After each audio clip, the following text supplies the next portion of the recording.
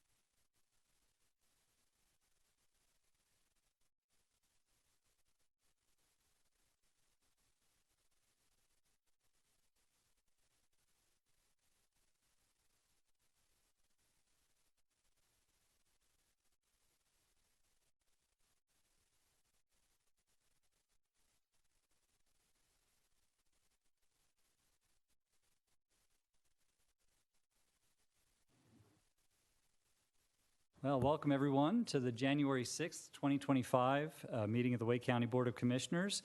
We'll start as we always do by the Pledge of Allegiance, followed by the invocation, which today will be delivered by Commissioner Shanika Thomas.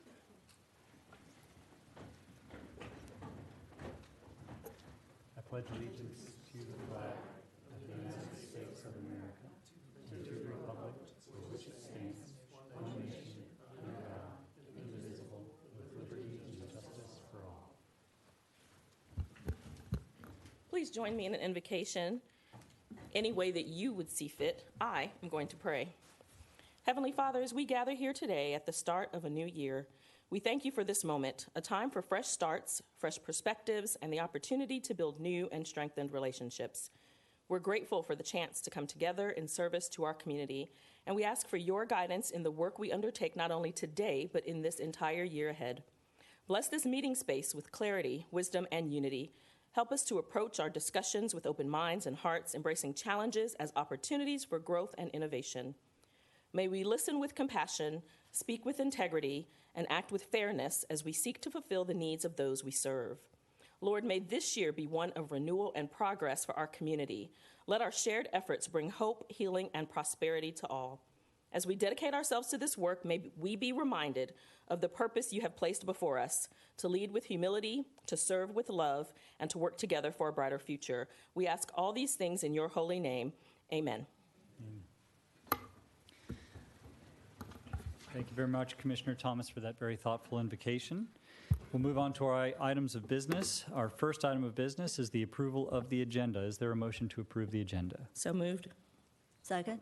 Motion's been made and properly seconded. All in favor say aye. Aye. Aye. All opposed, nay. Okay, the ayes have it. The agenda is approved. So we will move to the approval of the minutes of the regular meeting of November 18th, 2024, as well as the work session of November 12th, 2024. Is there a motion to approve? So moved. Second. Motion's been made and properly seconded. All in favor say aye. Aye. Aye. All opposed, nay. The ayes have it. The next item on our agenda is the National Human Trafficking Prevention Month proclamation. And we have our very own Commissioner Cheryl Stallings to go ahead and present that when you're ready.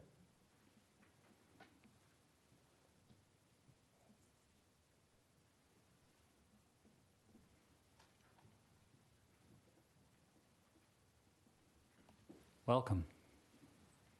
Good evening, colleagues. So I would like to read this proclamation recognizing January 2025 as Human Trafficking Prevention Month. Whereas the Wake County Board of Commissioners recognizes the importance of human trafficking prevention and awareness, and whereas human trafficking is the recruitment, harboring, transportation, providing, or obtaining a person through the use of force, fraud, or coercion for the purpose of forced labor or sexual servitude, and whereas human trafficking is the fastest growing criminal enterprise in the world, now creating $236 billion in illegal profits each year, and whereas the state of North Carolina consistently ranks in the top 10 for the number of human trafficking cases reported to the National Human Trafficking Hotline, and whereas the number of restoration opportunities for survivors in North Carolina is not enough to serve the number of survivors, and whereas the sergeant with the Wake County Sheriff's Office has warned that human trafficking is, and I quote, becoming a bigger issue, especially with the growth of online chats and forums, end quote, and whereas more awareness is needed to educate citizens on the realities of human trafficking and needs of survivors, and now, therefore, be it resolved that the Wake County Board of Commissioners does hereby proclaim January 2025 as Human Trafficking Prevention Month and urges the residents of our community and communities across the country to learn the human trafficking indicators, support anti-trafficking efforts, and take action to end human trafficking. Adopted this day, January 6, 2025, by our chair, Matt Calabria. And I move that the board approve this proclamation. Second. Motion's been made and properly seconded. All in favor say aye. Aye. All opposed, nay. The Thank motion you, passes. colleagues. Thank you so much. And I have some representatives from Shield NC who would like to make a few comments. Please, welcome. Hi, thank you very much. My name is Nikki Miller. I'm the Director of Operations for Shield, North Carolina. My name is Erin Bircher. I'm a psychotherapist in Cary, North Carolina. And Erin is on our board as well, Board of Directors. You can go ahead. Yes, I just want to thank everyone for your time this evening and drawing attention to this. It is a crisis that we are having. And there's also growing concern given what's happened in the western part of our state. Natural disasters are, unfortunately, it just exacerbates human trafficking. It brings a lot of predators into the area. And so really pushing education to all family members, speaking to your children, speaking to teachers, and getting them to really understand how important this is. And human trafficking is not just because you saw a white van down the street. These kids have access to phones, and it's so easy for them to get trapped into online conversations. That's really where it's happening. And I've been in conversations with NCMEC up in DC, and there are cells outside of the country that are really targeting certain age groups in this area, especially currently right now, it's young boys. So really being able to educate adults, any leaders, anybody in the community to understand how we can prevent, how we can reduce the demand for this. Nikki's done a fabulous job going to legislation and working really hard to make sure that North Carolina is now the second state, right, that can basically, if you purchase sex as a felony, it's no longer a misdemeanor. And educating everyone in the community what that really means. Okay, I think that's our time. Yep. And please wear blue. This goes to support human trafficking, and we really appreciate all your time. And if you want more information, there is an upcoming training. What day is it? The 14th, The 14th. 7 o'clock. Yes, so please check out Shield NC, and thank you so much for your time. Thank you very much. Turns out I picked the right tie by accident today. Before you go, any questions or comments from commissioners? Yes, please. Commissioner Adamson. Thank y'all for coming in today. And I just wanted to remind our audience that sometimes children who've been trafficked end up in our foster care system and end up, with us to end up having to take care of them. So, yeah, it's a very sad situation. Yes. Yes, thank you. Commissioner Waters. I just want to express appreciation for the work that you're doing. I know it takes a lot of dedication, and really appreciate the commitment for raising the level of awareness, and also for the legislation. I know you have dedicated a lot of time and effort to that, so just want to acknowledge it and help. Thank you for helping us to be aware and vigilant as we do this work, and thank you, Commissioner Stallings, for bringing this forward. Thank you. I just had a question. I know you mentioned toward the beginning of your presentation that North Carolina is a top 10 state when it comes to human trafficking, and I know we're a more populous state than average, but I was wondering if you all had thoughts as to why. What are the determinants of this activity? Yeah, so currently now we're number 9. And I think we have a great highway system. You can get from New York to Atlanta pretty easily. We also have a lot of agriculture. I know when you think human trafficking, you think sex trafficking. Human trafficking is also labor trafficking. So with a lot of agriculture in our state, that breeds, unfortunately, labor trafficking situations. We also have professional teams, a lot of things going on in North Carolina. Large sporting events are very large targets for for trafficking to even occur. Yeah, it's a great question. Thank you. Any other questions or comments? Okay. Thank you all for coming out and for the work that you do. And thank you, Commissioner Stallings, for presenting the proclamation. Thank you. Thank you. Okay, that brings us to our consent agenda, where we hear from our residents. As a reminder, all items on the consent agenda are considered to be routine and may be enacted by one motion. If a commissioner requests discussion of an item, the item will be removed from the consent agenda and considered separately. And then I misspoke, and then we'll do general public comments. But Is there a motion to approve the consent agenda? So moved. Second. All in favor, say aye. Aye. All opposed, nay. Okay, the ayes have it, and the consent agenda is approved. Now it's time for our general public comment period. At all of our regular meetings, the Board of Commissioners allocates time to hear from our residents. Attendees had an opportunity to sign up using our online sign-up app, and we've also provided opportunities to sign up here in person. I have a list of people who signed up. When I call your name, please come to the podium and give us your name if you would, and share what part of Wake County you reside in. Then you'll have up to 3 minutes to speak. When you have 1 minute left, the green light will turn to a yellow light, and then the red light will let you know when your time's elapsed. If you're still speaking at the end of your time, I'll ask you to complete your sentence, and in the interest of fairness to everybody, I will try to notify you promptly when the red light goes off. It's not about agreeing or disagreeing with anything that you're saying. It's just a matter of fairness and making sure that we've got enough time to hear from everybody. So the other thing I wanted to let you know is that commissioners, this is a one-way street in your favor. So it's our job to listen. Commissioners, as a rule, don't comment or respond to public comments, but we do want to hear from you and want to respect that that's what this time is for. So I have a call list here, and I've got a number of names. The first up is Councilor Steve Rao. Councilor, welcome.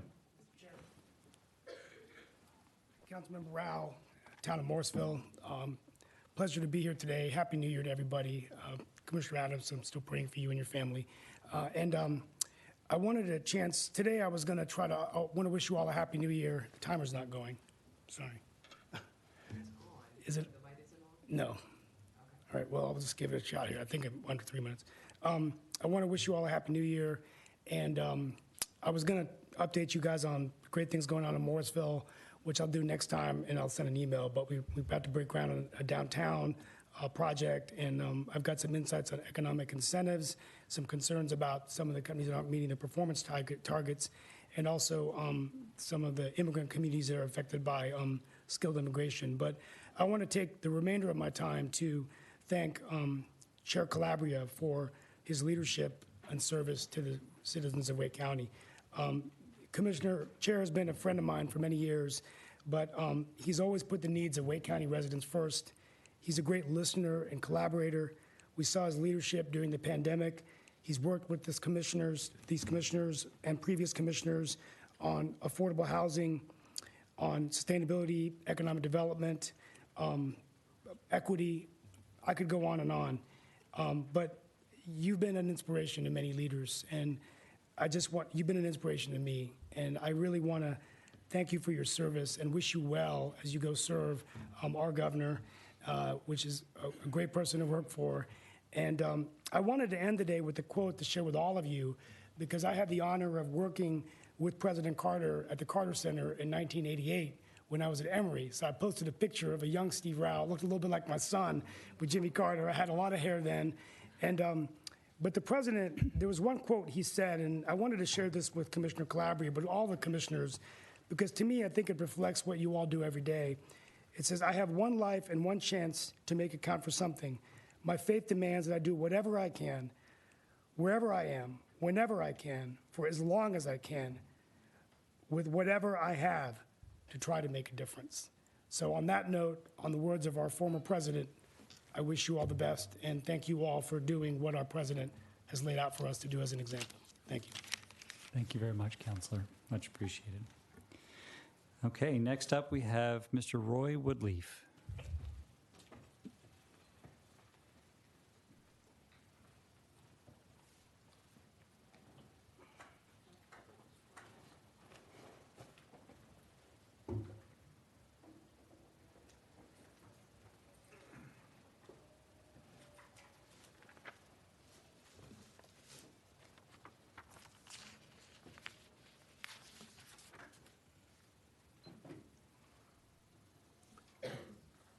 Welcome. Good evening. My name is Roy Woodleaf. I'm 52 years old, and I've been a lifelong resident of Garner, North Carolina. And this is my wife, Jamie. The last time I was in this room, I presented flags as part of the honor guard with the Wake County Sheriff's Office. It's an honor to be here again. Like I said earlier, I was born and raised in Wake County. I've raised my family here.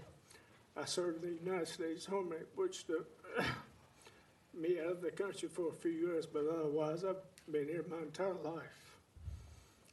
On December 8th, 2023, he was formally diagnosed with ALS, also known as Lou Gehrig's disease. Please forgive him as his voice is faltering. He's losing his voice due to progression.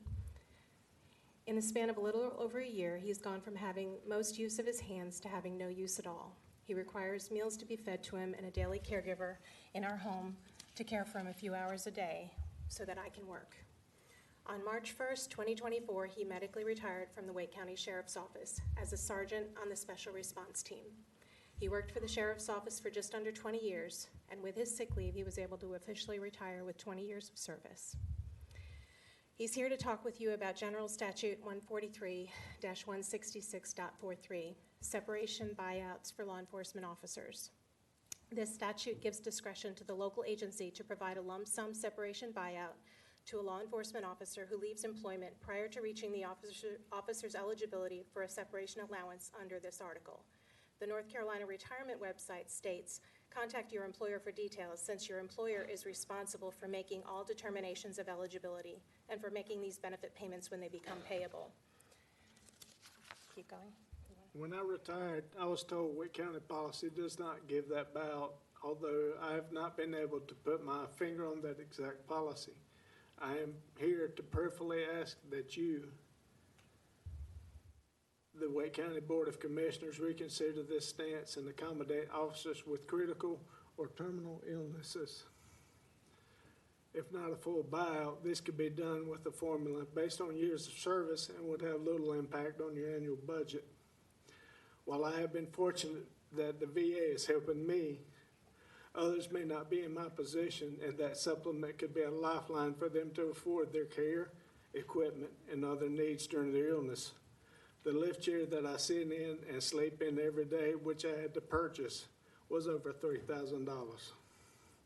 Before the VA kicked in, we had medical bills that were not fully covered, and those costs added up quickly.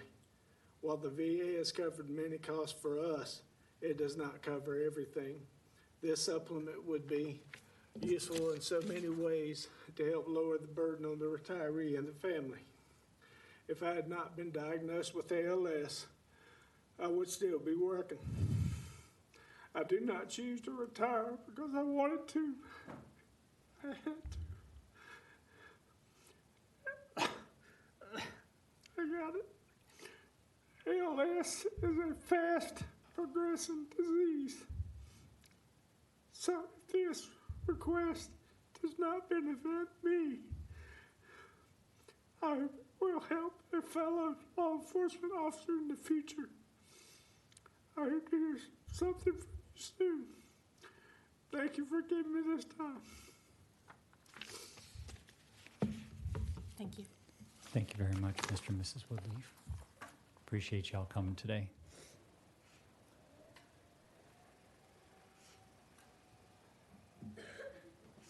Okay. Next on our list, we have Miss Ellen Reeves. Miss Reeves.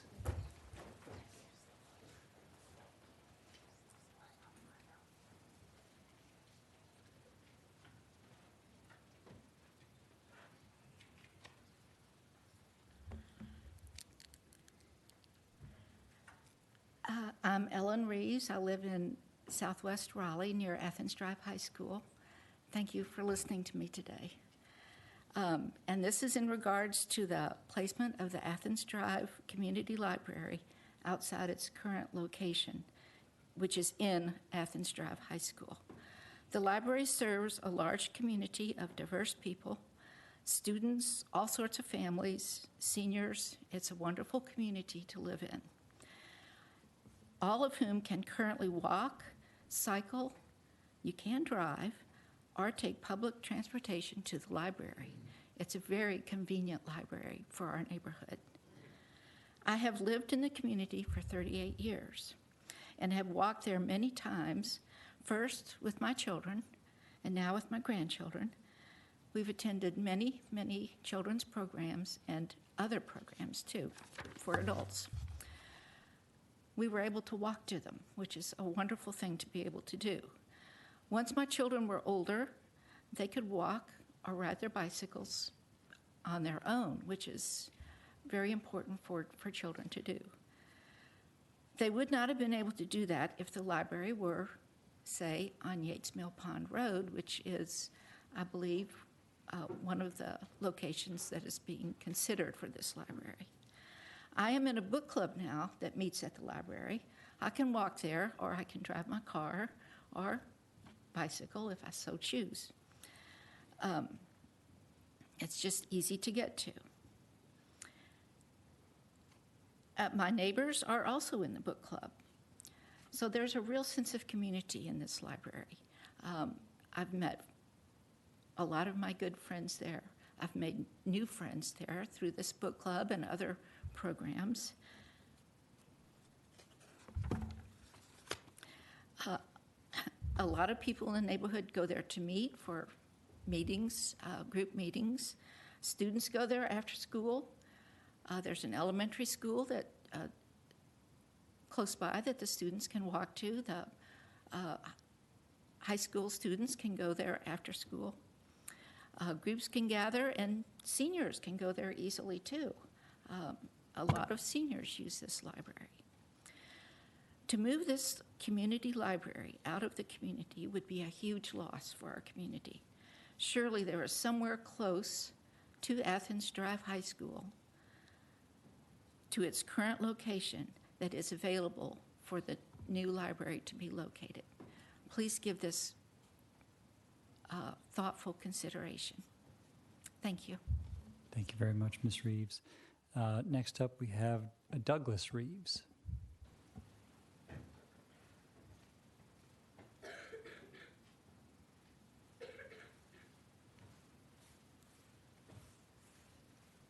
Welcome, sir. Thank you. Thank you, commissioners. That was my wife just speaking. I'm also a longtime resident of Wake County, and I love our community. I love our county, and one reason that I love our county is that we have such an excellent library system. I'd like to thank all of you for your support of the libraries in Wake County. There has been a bond issue that shows that the citizens of the county support libraries as well, which is a great opportunity for us to continue to expand as the population of Wake County expands. I'm very much in favor of building new libraries and having them accessible to all the residents of Wake County.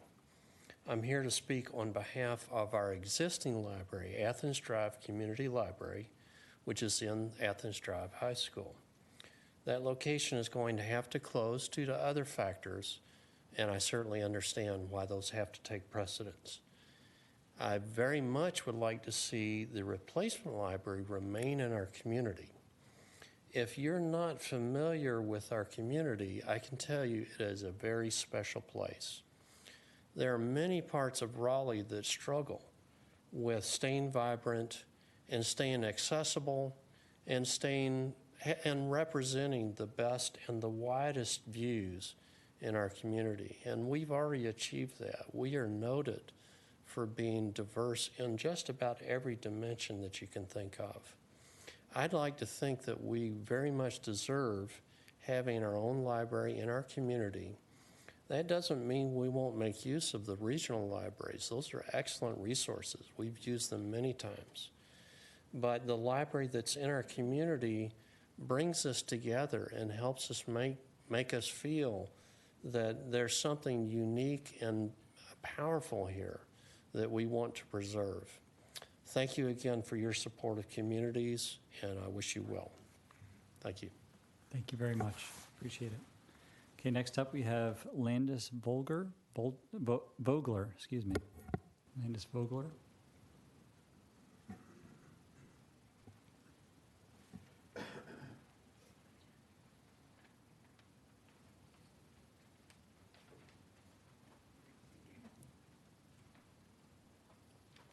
Welcome.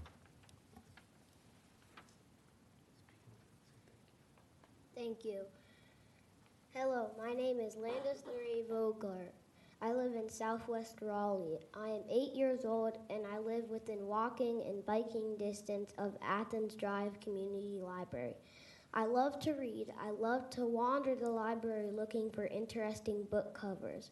When I learned to ride my bike, my first official ride was to Athens Drive Community Library.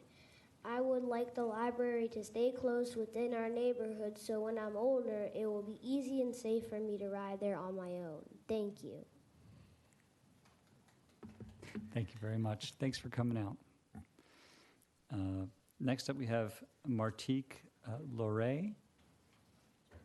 And I apologize for my mispronunciation.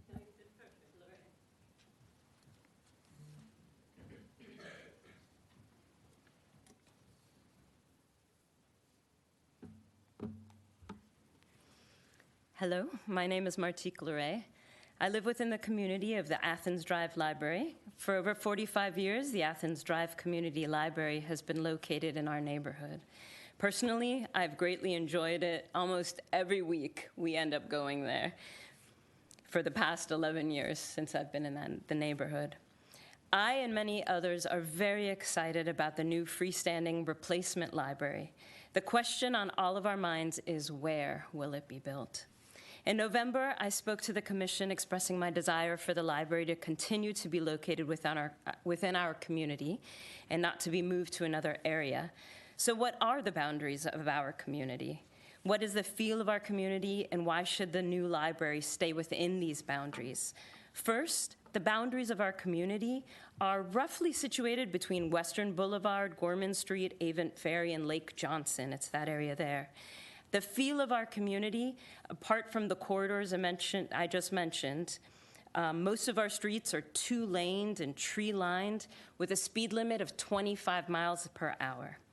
And why should the library stay within these boundaries? The library has been located there for 45 years. That's a long time, and it's part of the fabric of our neighborhood. We walk there, ride bikes there, take classes, and meet there to mobilize for important community issues like this one. Within our community, we have A.B. Combs Elementary, Athens Drive High School, Lake Johnson, Crowder Woodland Center, Lake Johnson Pool, and the Walnut Creek Trail Greenway. Imagine a new, beautiful, freestanding library nestled in the neighborhood that is surrounded by streets with slower-moving traffic, is walkable and bikeable, connected perhaps to the Greenway system, near a public pool and a beautiful lake facility. Perhaps in the future, the cohesiveness of these amenities could be further linked by paths and public art. Who knows? Dreaming about this is very inspiring. I encourage the commission to keep the new library within the community it has been embedded in for 45 years, to build upon and strengthen the connectiveness of the surrounding amenities, and create a true replacement library for our Athens Drive Community Library. Thank you. Thank you very much. Okay, up next we have Selena Kite, followed by Cora Kite, followed by Jeffrey Kite.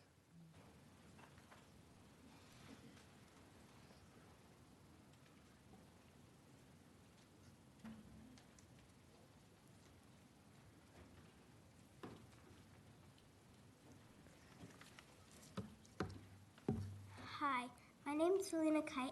I'm 7 years old, and I really love the Athens Drive Library. But right now, the library is moving. And I'm here because I don't want the library to move. Most people can walk or ride a bike and even drive. But for people who don't have a car, it's close, at least for me and lots of other people, like my neighbors. They have a path that leads to the library. But never mind that. I just mean that other places would not be as convenient. Like you can't walk or bike on the interstate or busy roads. It's just, I don't want our library to leave. Thank you. Okay, next up I have Cora Kite. That must be you. My name is Cora Kite. I'm 11 years old, and I'm a 6th grader at Moore Square Middle School. I live very close to the Athens Drive Library in high school, and it's a very convenient location. I know many people who live nearby and often walk or bike to it. I realize a new location is necessary, but moving the library does not mean far away. It just means to be moved to another convenient location for the people of the Avent West neighborhood of Raleigh. The Athens Drive Library is near a city bus stop, so a replacement location should be near the same bus line. Otherwise, I would call it the closing of our library and the opening of a new location. Thank you for your time. Thank you. Try to go, old man. Mr. Kite? So I'm not going to be as articulate as the children before me. They've grown up going to the Athens Drive Community Library, and I did not. The library is an important place for our family and a lot of people in our community. I love our little southwest corner of Raleigh and all the diversity we have, economically, culturally, et cetera. The library is really well positioned to serve a lot of people well. The bond proposal talked about replacing the library. I'm not sure exactly what that means. My girls and I tried to figure out what would constitute replacing it versus relocating it, or just closing it down and opening a completely different library. We understand it cannot stay inside the high school forever, but I'm not sure what the ideal solution would be. I do know sometimes the easiest solution is not always the best and most equitable solution. And I also don't completely understand the relationship between the county government and the city government, and I don't want to denigrate Cary in any way. We've talked to the city council about this. We have some city councilmen that have been interested in this, but I've been told the potential moving location would be potentially in Cary or right on the border. And so I know some of the city council members have expressed interest in this issue, and so I just ask you to help. They'd be willing to talk to you and help try to figure out maybe a way to find a solution that works best. I know it'd be kind of confusing with all the parties involved. But again, I just want to thank you for your consideration, and we appreciate your time. And like I said, we all want to keep this library as sort of as it is now as best as possible. So thanks.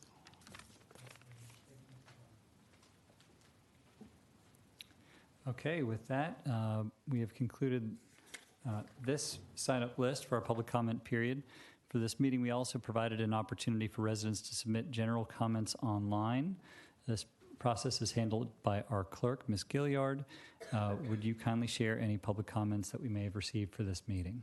Yes, sir, Mr. Chair. There are 4 online comments in favor of the Athens Drive Library remaining in the community, and I will send these to you all in an email in the morning.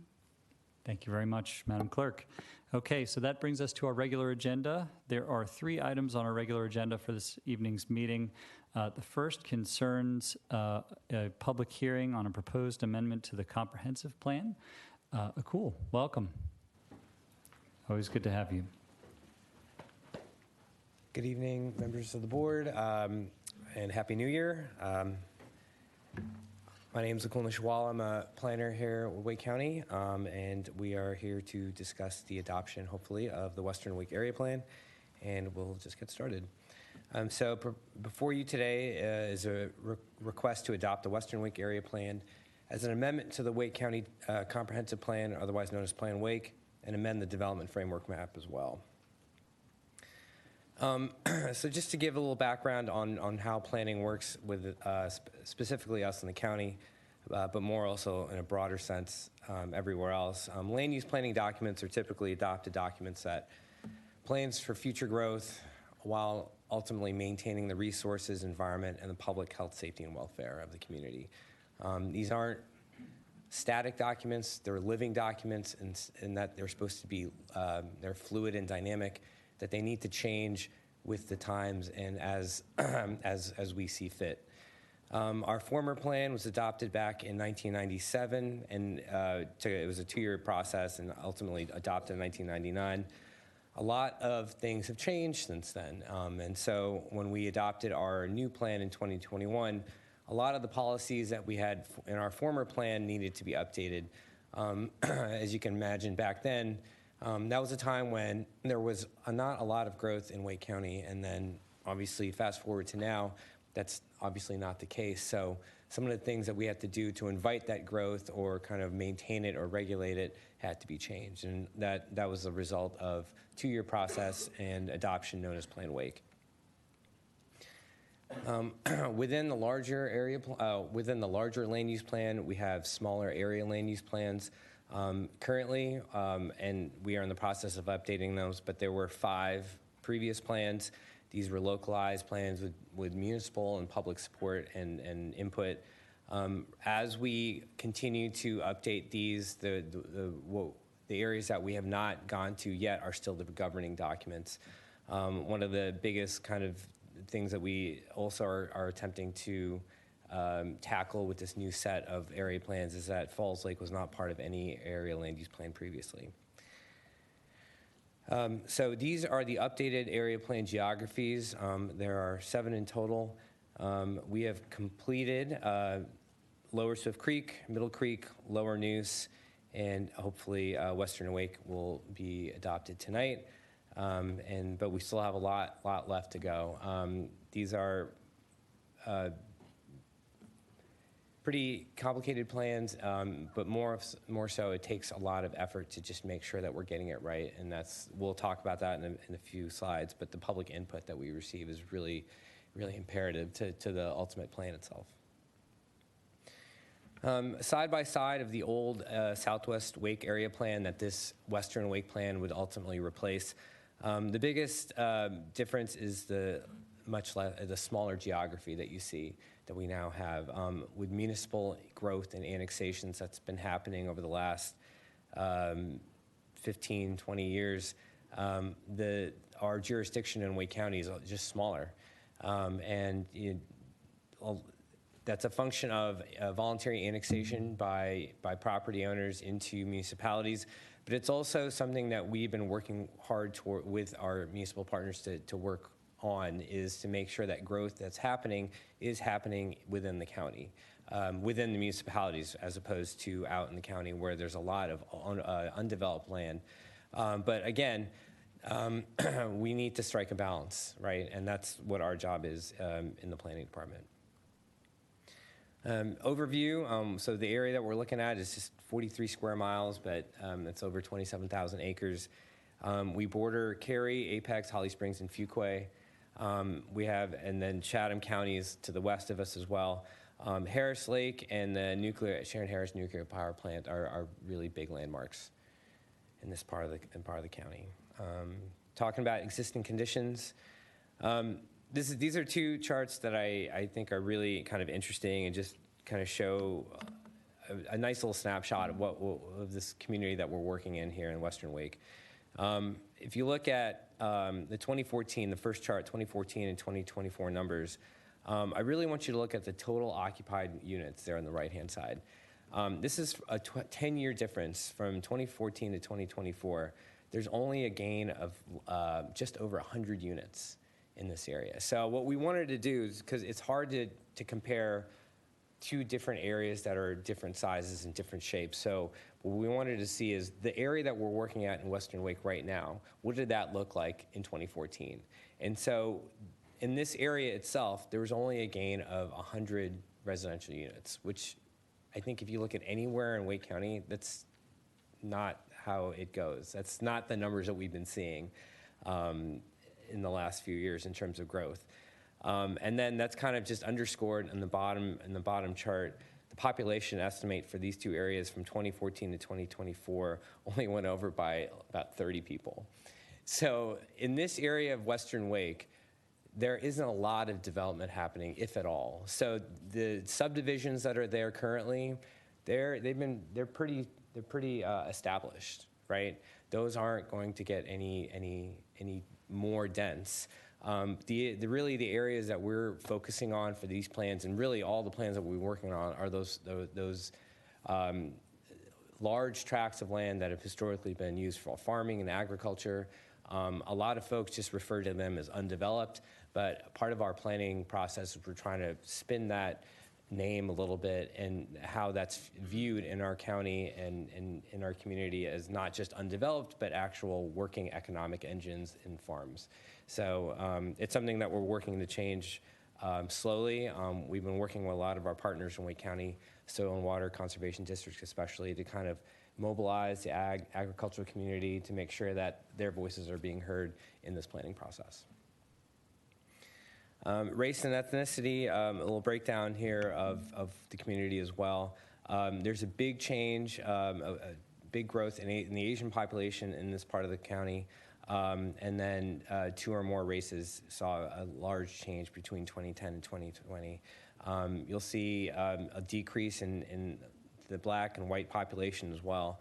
And that's not, again, the part of the county is very unique in that it doesn't really fit a lot of the growth or demographic patterns that we've been seeing in the last 10, 15 years. So it's very unique. It's a very different part of the county.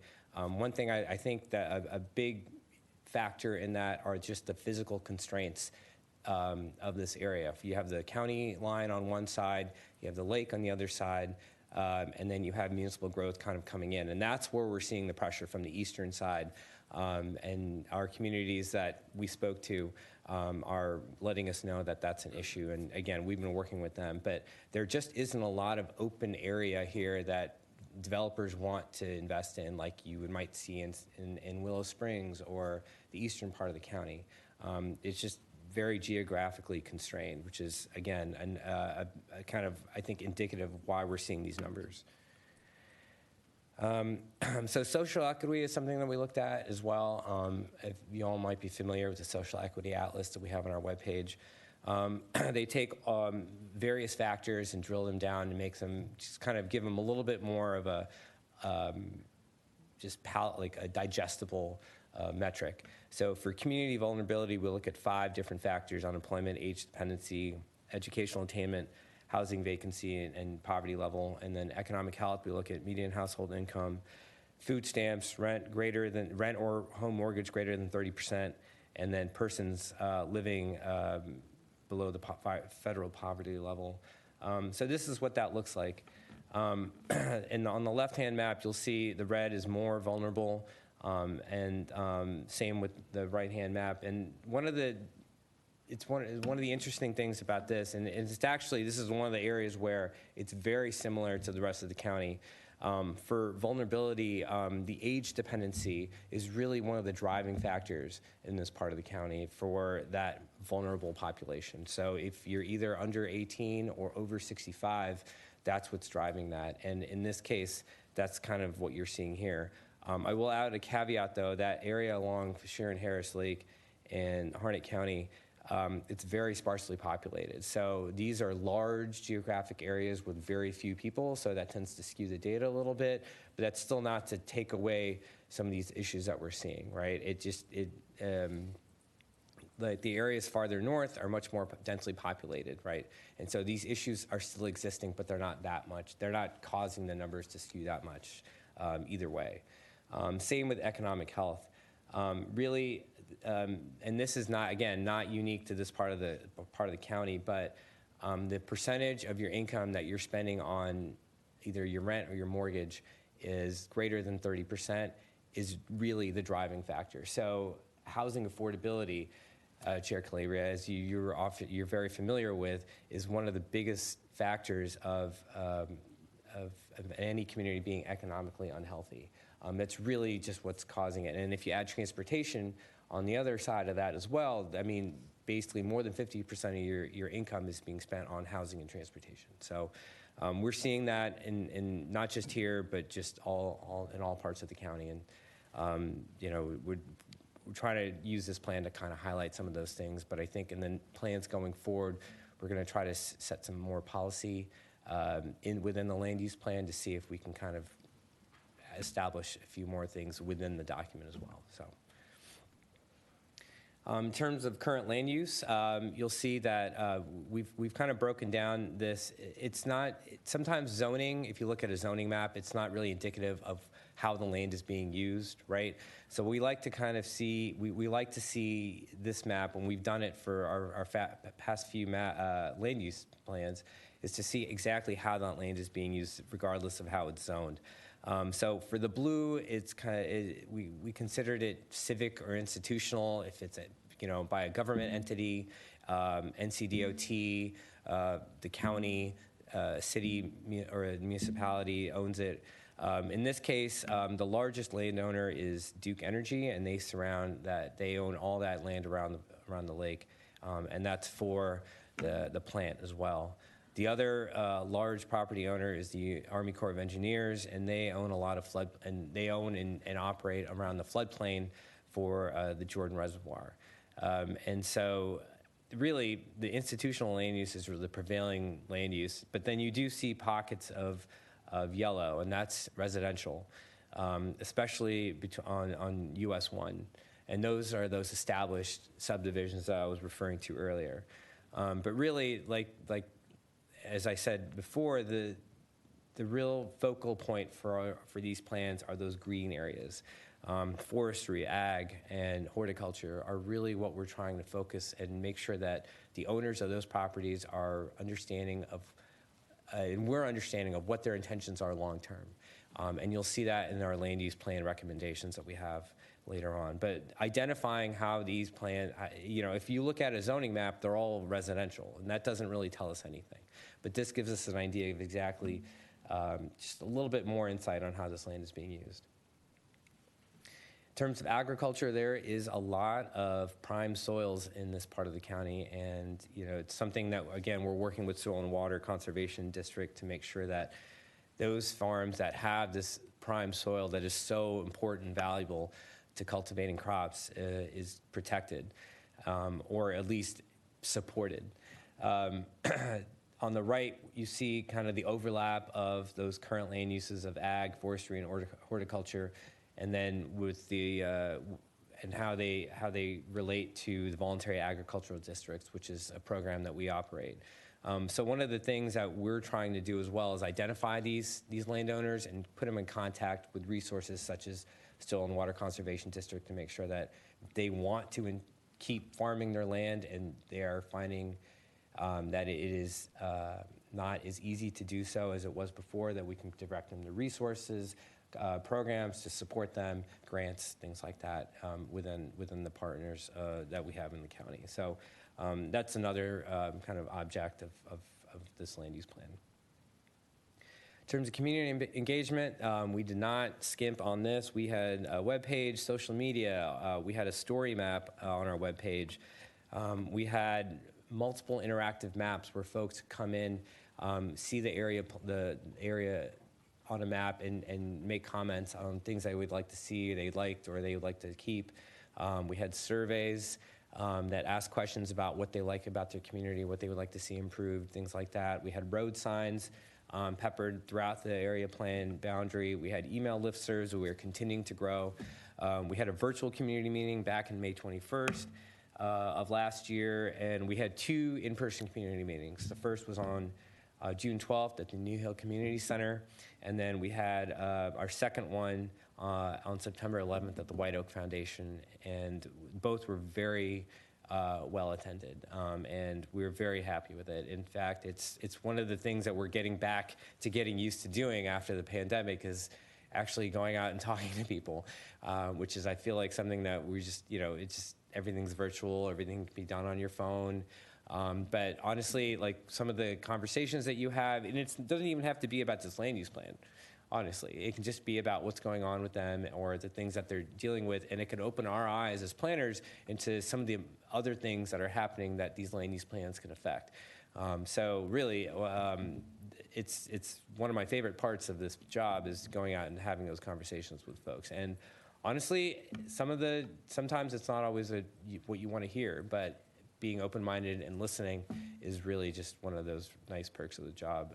So it's, again, I'd like to have more of those, but they're a real struggle to coordinate and schedule. So, but again, it's all worth it in the end. Here's some images from the first meeting in New Hill, and then here are the second one in White Oak. And again, these are like the pictures that we managed to take because we realized that we hadn't taken any, so it was pretty lines out the door. It was really great. In terms of the future land use, so these are, when I say land use is what we envision this land to be in the next 5 to 10 years. And like I said, these are things that we can change. Just because we think something now doesn't mean that has to stay true.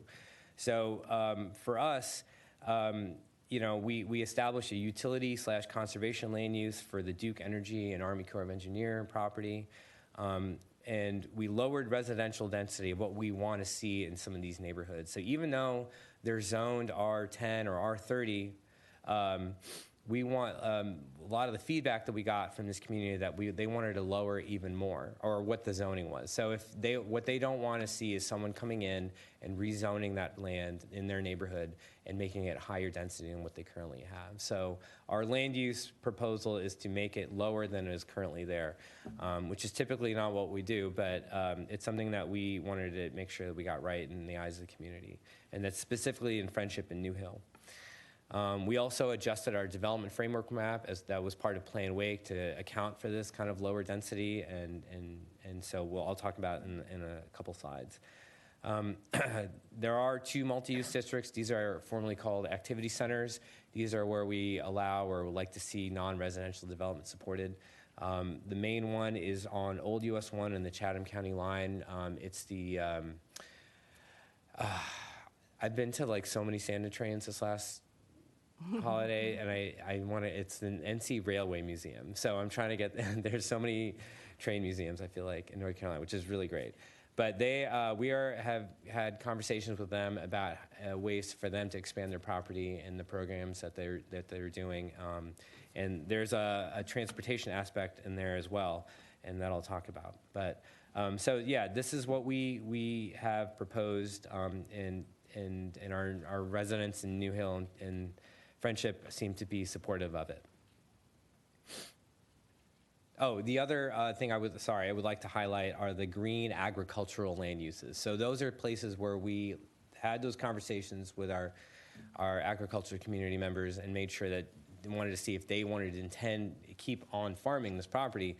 And so where you see the green agriculture land use designation, those are specifically folks who said, yes, we want to keep doing that. And so instead of just saying rural or undeveloped or, some of these kind of roundabout terms, we wanted to make sure that agriculture is now a part of our land use plan, right? And so it's not just something that we're kind of going around and doing, but we want to make sure that they're seen and it's a community that's recognized. And we've been doing that for all of our land use plans. Some additional planning elements. I talked about the multi-use districts. There are some multi-use districts, MUDs, I'm just going to say that, that were on the map, on the books that aren't in our jurisdiction anymore, or they had fulfilled their purpose, and those parcels within that MUD had been rezoned to a commercial parcel, so they had fulfilled their objective. So we saw fit to remove a few of those. And then the others had been taken over by municipalities, so they're no longer in our jurisdiction. These are the 2 areas that we wanted to amend as part of the land use planning process from our development framework. The hatched area on the left-hand map, we wanted to change that from community to rural. So rural indicates that is we are intending for that to stay within the county's jurisdiction, that we're not expecting annexation from a municipality to occur within the 5 to 10 in the foreseeable future. So that was a big change that we wanted to make happen with this plan. The other one is more of a housekeeping issue where the hatched area had been annexed by the municipality, but it was still showing rural, so we want to make that in the community to match that. We also wanted to do a commercial area location strategy. One of the things that we heard from residents was that they don't mind driving a few miles into town to do their shopping. They actually moved out there because they were okay with it. Like I said, this community is changing. There's a lot of new folks that are moving in that felt differently. So we wanted to see, what is a commercial area in this part of the county viable? Is it something that we need to look at more instead of just saying, well, okay, if they don't want it, that's fine.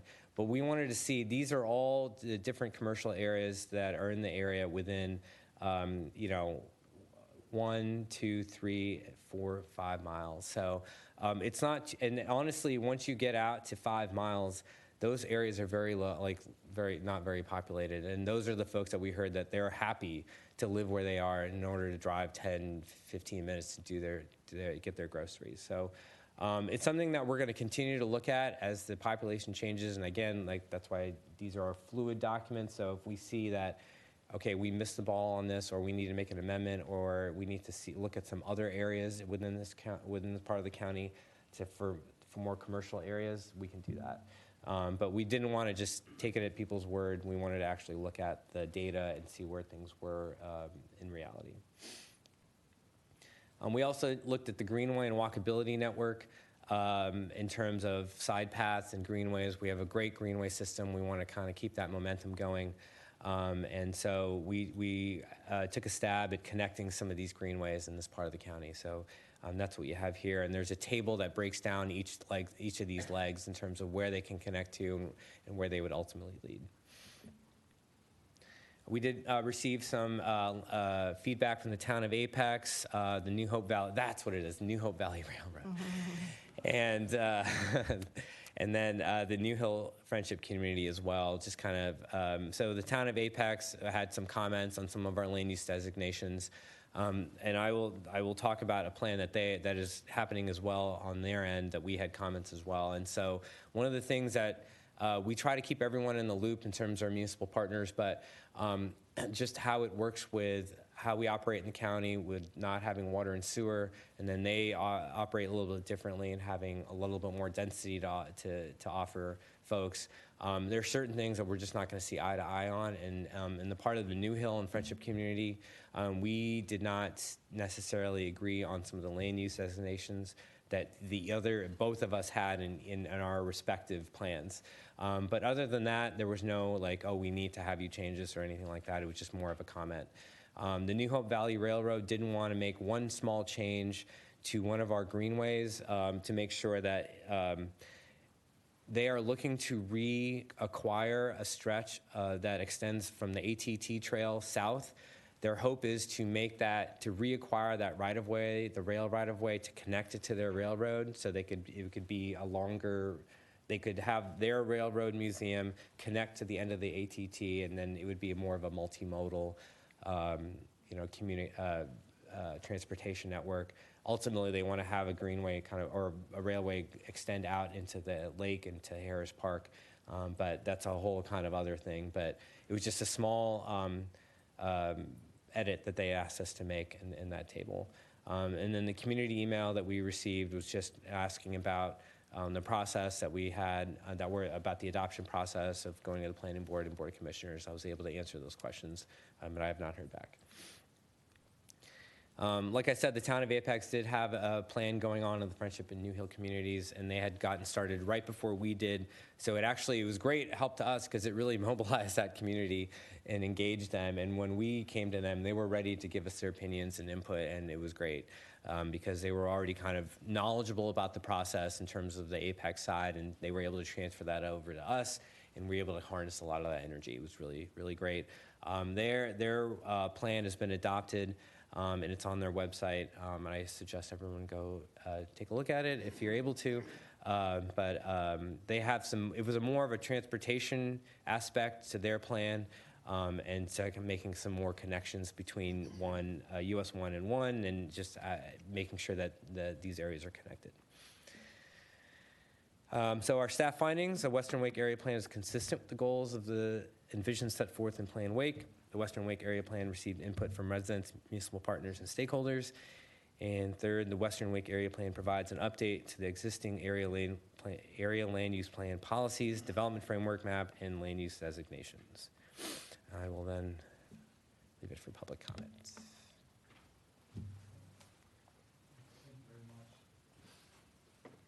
Turn my microphone back on. Thank you very much for that presentation. We will now open it to public comment. Madam Clerk, we'll start with you. Have you received any comments regarding this matter? I have not, Mr. Chair. Okay, thank you very much. And we will now open the public hearing related to this topic. Is there anyone who wishes to be heard on this subject? Going once, going twice. Okay, with that, we'll close the public hearing. So I think following that, we will receive the staff recommendation. Okay, so the staff recommendation is that the Board of Commissioners adopt the Comprehensive Plan Amendment 0224 as presented. And I will leave it to our Planning Board Chair, Mr. Wells, to. Mr. Chair, welcome. Thank you, Mr. Chair and fellow commissioners. Thank you for your service and opportunity to speak. Again, the Planning Board, or I'm sorry, the Planning Department staff have done an excellent job, and Mr. Nishwala's report is a reflection of just the staff meeting and listening to residents and the Planning Board, and I think we can all be very thankful for the thorough job that they've done. I'd like to make just a few highlights, if I may. There were 3 community meetings that were well attended. One of the small kernels that we picked up in some of the reports and discussion that we had is that as Mr. Nishwala said, the quality of the soil in this area is excellent for farming, and we do have a county park in the area. But there was just one sentence in some of the discussions about a potential for discussion with Duke Power about more beneficial use of their property. And that's just something that caught my attention, and just something we may want to take advantage of and develop. There were, during one of the public meetings, community meetings, a question came up about school assignment, and the staff turned around and enlisted the staff from the school system to attend the meeting. So it's, again, a reflection of what the staff hears and acts and make sure that all the concerns and questions by the community are addressed. In our December meeting, the Planning Board did unanimously approve the recommendation to your board to adopt the Western Wake Plan. I welcome any questions.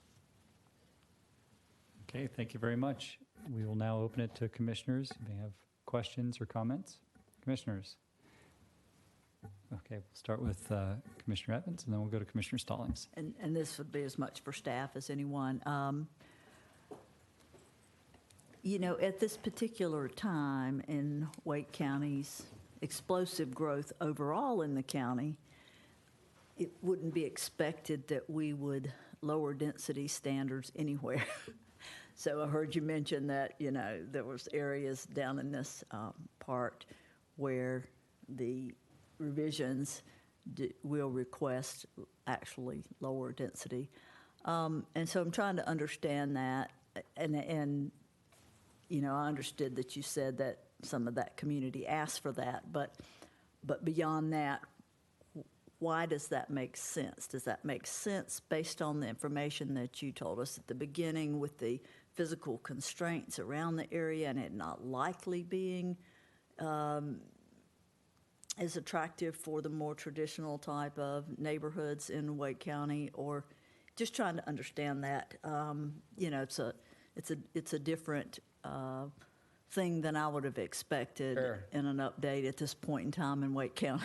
Sure. So, yeah, one of the things that we looked in this, we didn't just say, oh, that's what they asked for, so we'll do it. We wanted to look at this community in a way that made sense to us. We're looking to, one of the biggest pieces of input that we get from community members is that they moved to this area for a very specific reason, and they are fearful that that is not going to be the case, that the reasons that they moved here are going to not be there anymore, that they are going to, the way of life that they have come to expect and have moved here or lived here for generations and come to expect is now changing.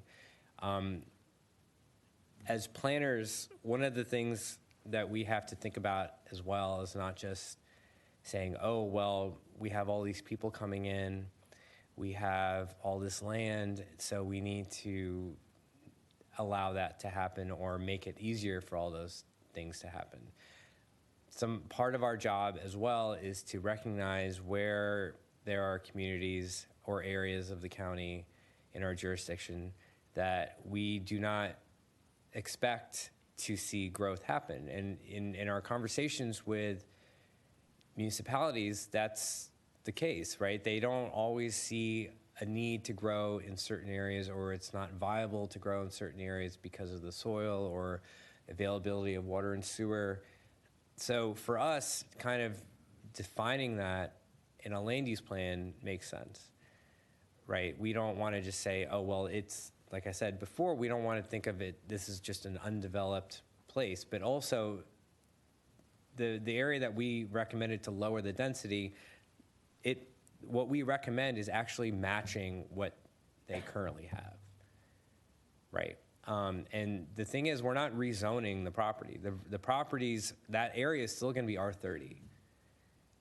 And so that allows 30,000 square foot lots, right? And so really, it's more of like an intent of what we want to see in our community, as opposed to like our vision for what we see in this area, as opposed to what's gonna happen. It's a community's, like, and the land use plan doesn't make any difference unless someone goes to rezone a property to match it. And the thing is that if they petition to request to rezone a property, it has to match the area plan, right? That for consistency. That's why we do all these things, is to make sure that any changes, proposed changes that community sees must match the community's vision that they had in the first place.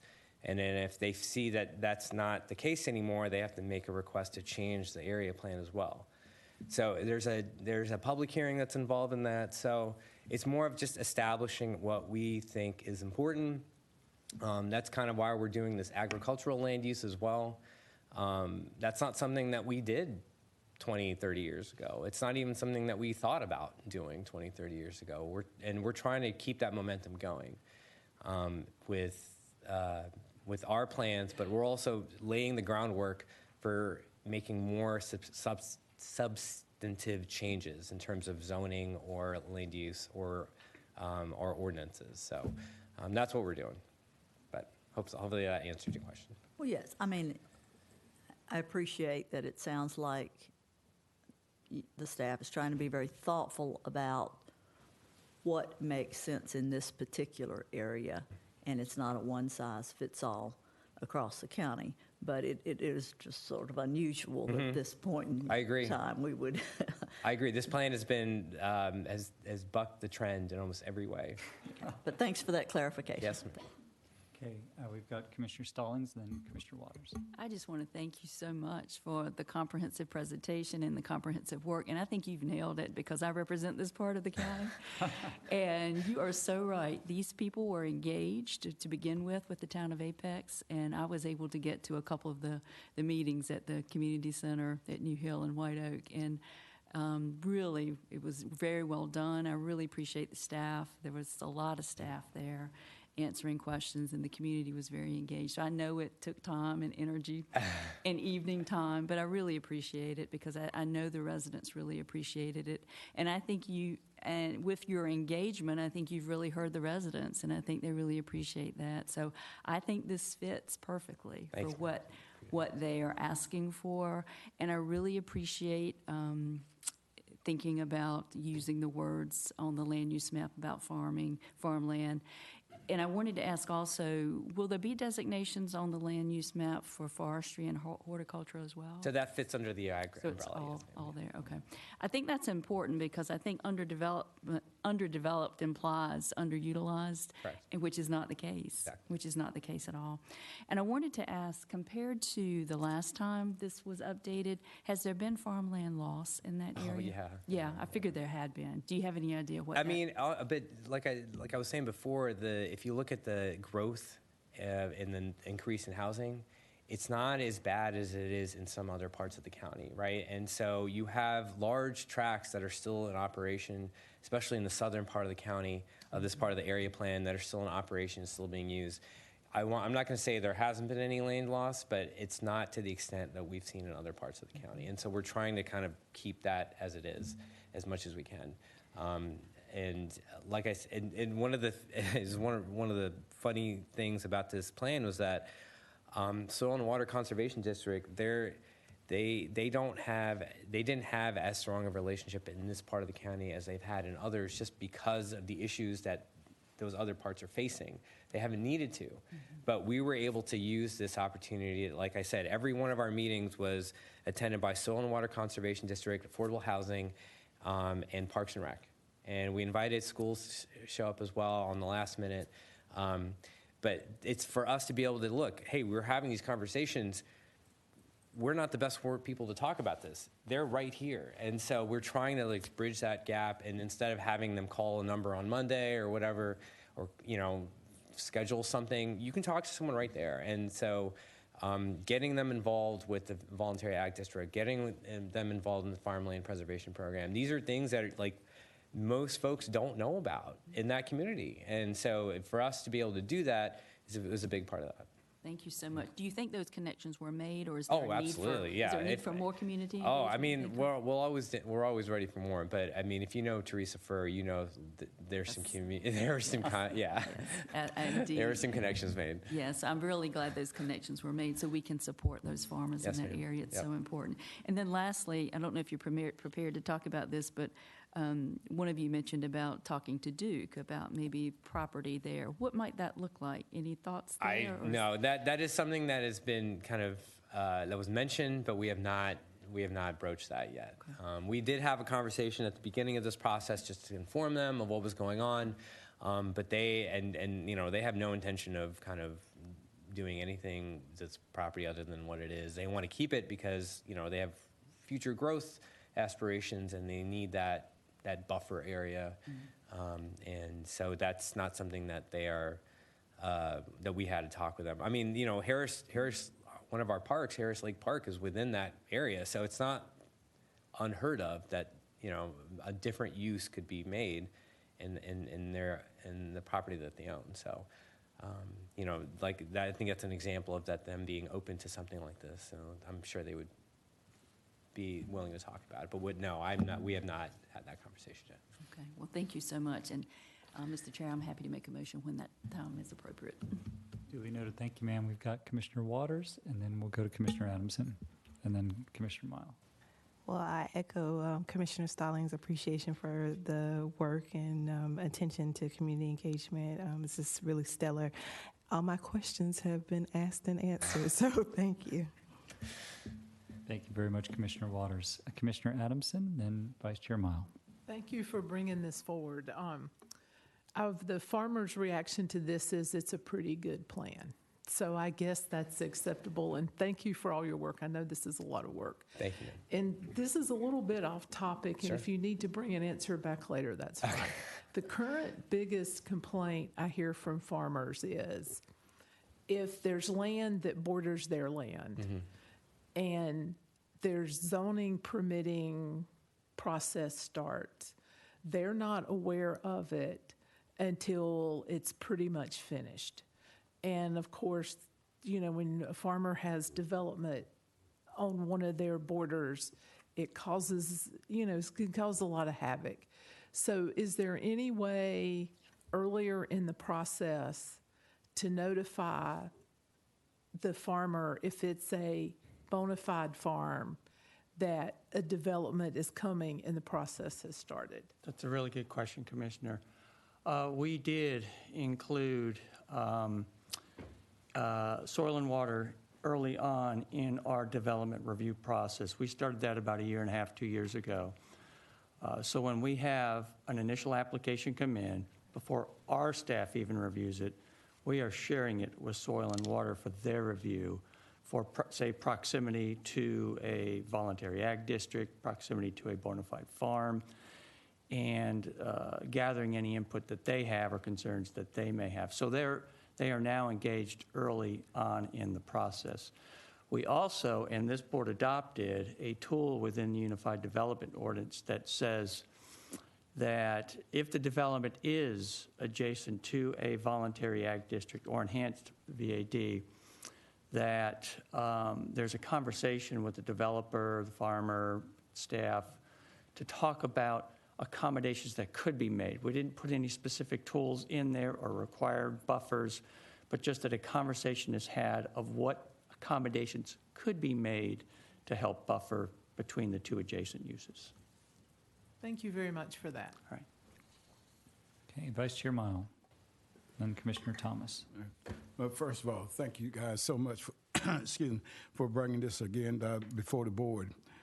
I spent some time with you guys, I think, back during the summer at the Lower Neuse River when y'all was doing the same thing. So that tells me that you guys are truly working and thinking outside the box here and trying to make sure that in terms of how the county grows, that make sure that we are being very productive and thoughtful in terms of that process. That we continue to see 51 people moving into the county every day, and we're not even talking about the number of kids been born in the county every day. So that definitely increased the factor there. There's an old adage is that when you fail to plan, then you plan to fail. So I think in terms of what you guys are doing at this point is making sure that we are effective and we're working towards a growth that we know is going to continue. So again, just thank you guys so much for what you're doing. Thank you, sir. Okay, Commissioner Thomas. Thank you, Chair Calabria. I just had a quick question about when I look at the current land use table, it says that the vacant land is 10%. And it talked about the residential, the forestry, the agriculture, horticulture. And I'm just wondering about water quality, especially when we look at Harris Lake down there. We look at the economic development that's happening in that area. And I didn't see a lot. And Commissioner Evans asked about density, and the lower density, keeping the lower density. And so I just wonder what the water quality and the opportunity for us to have to use more water as we grow, how does that affect what we're going to vote on today? So we are have conversations with wells and in Wake County, and this is not I don't think we identified this as an area of concern. There's more. There's some issues with wells that we've seen in the eastern part of the county, especially with contamination, and so this wasn't an area that we thought necessitated a lot of concern. Okay, very good. Thank you. But we feel like now that you're mentioning it, I'm going to have to go and look at it now. So. But I want to make sure that I get that right. But yeah, that's something that I can get more substantially answer for you on.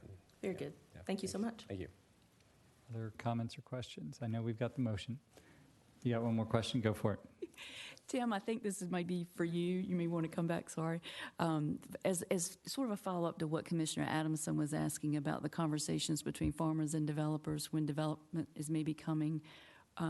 Did you say that's something new that's happened in terms of conversations about accommodations? Because I have heard farmers talk about concerns about buffers between their farms and development. Could you, to just maybe repeat or clarify that a little bit more? Yes, when we updated the UDO with some open space and other development regulations within the UDO, I want to say about 2 years ago, we embedded into that, and the Planning Board recommended and this board adopted language that requires that conversation be had, recognizing that a subdivision or other type of development is occurring next to a voluntary ag district, so that accommodations could be considered for additional buffers. Although, again, as I mentioned, we did not codify anything specific to what that buffer should be, what those measures should require.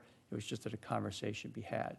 I would love to take that a step further and create a tool, but there are discussions that need to be had with the development community as to what those would be, because it's just they look at it as another regulation that is the taking of developable land that could be used for housing, for instance. So there's a balance that has to be had in that conversation, and any tool requiring buffers next to farmland. Will we be hearing more about conversations about that, possibly? Yes, you will. In Okay, fact, good. the state has initiated, and Teresa Furr is leading this part, of which I'm on things exactly what we're talking about right now. What can be done, and Commissioner Adamson is aware of this, what can be done to help alleviate concerns with development next to farms? That's sort of a broad description of what's being entailed right now. Okay, good. We'll look So you forward will to hear hearing more. Okay, thank you so much. Yep. Okay, before we get to, please, Commissioner Adamson. So one more thing, I wanted to say, I'm on the Ag Lead Planning Commission that Commissioner Troxler put together. And the other counties are absolutely looking at us for what to do and are expecting us to be the leader in all of this. And that's really good to see when you sit in a group of folks from rural counties and around the state, and they truly see us as the gold standard of what to do. So if we take it a step further, that'll even be better. And thank you for that. Commissioner Thomas, I wanted to clarify your question. So was it referring to, I guess because we were talking about wells and then density, and the water quality. So was it more of like, if you could just rephrase your question so I make sure I get it right. It's both. It's how does this affect the water quality as we think about building and growing? Right. And also, what does that mean for the customers or the folks who already have wells there, whether that's business or residential, commercial residential? Okay. Because of economic development and growth, we know that there's going to be more water used in that area. Sure. And so how does this change affect both the wells for residents and commercial, either contamination or... Okay, so yeah, the land use recommendations that we're making, they're not going to have a significant impact on water usage. They're not going to we're trying not to do that by, we're not trying to invite more growth than is necessary in this part of the county. And because municipalities don't see a need to grow in certain parts of the county, it's like, if you look at our development framework map, in Plain Wake, the green areas are rural, and those we've established as going to be remaining in the county's jurisdiction for the foreseeable future. So unless a substantial water line or sewer line is built along a right-of-way that allows people to connect to water and sewer and then annex, that's just, you wouldn't see that kind of growth. Is that, I feel like I'm... Sure. Dancing around this, I'm not sure. Fine, we can have a Okay, future all right. conversation. Thank Okay. you. Thank you very much. If I may please. add, just the planning board, it has two members, very strong advocates for the farming community, as Sally Rice and David Adams. Both have farming backgrounds, and so we really can't get much done without having input from them. So I just reassure you all that we are very sensitive to that and consider that in all our deliberations. So, Thank you very much. Just a couple of questions and comments from me.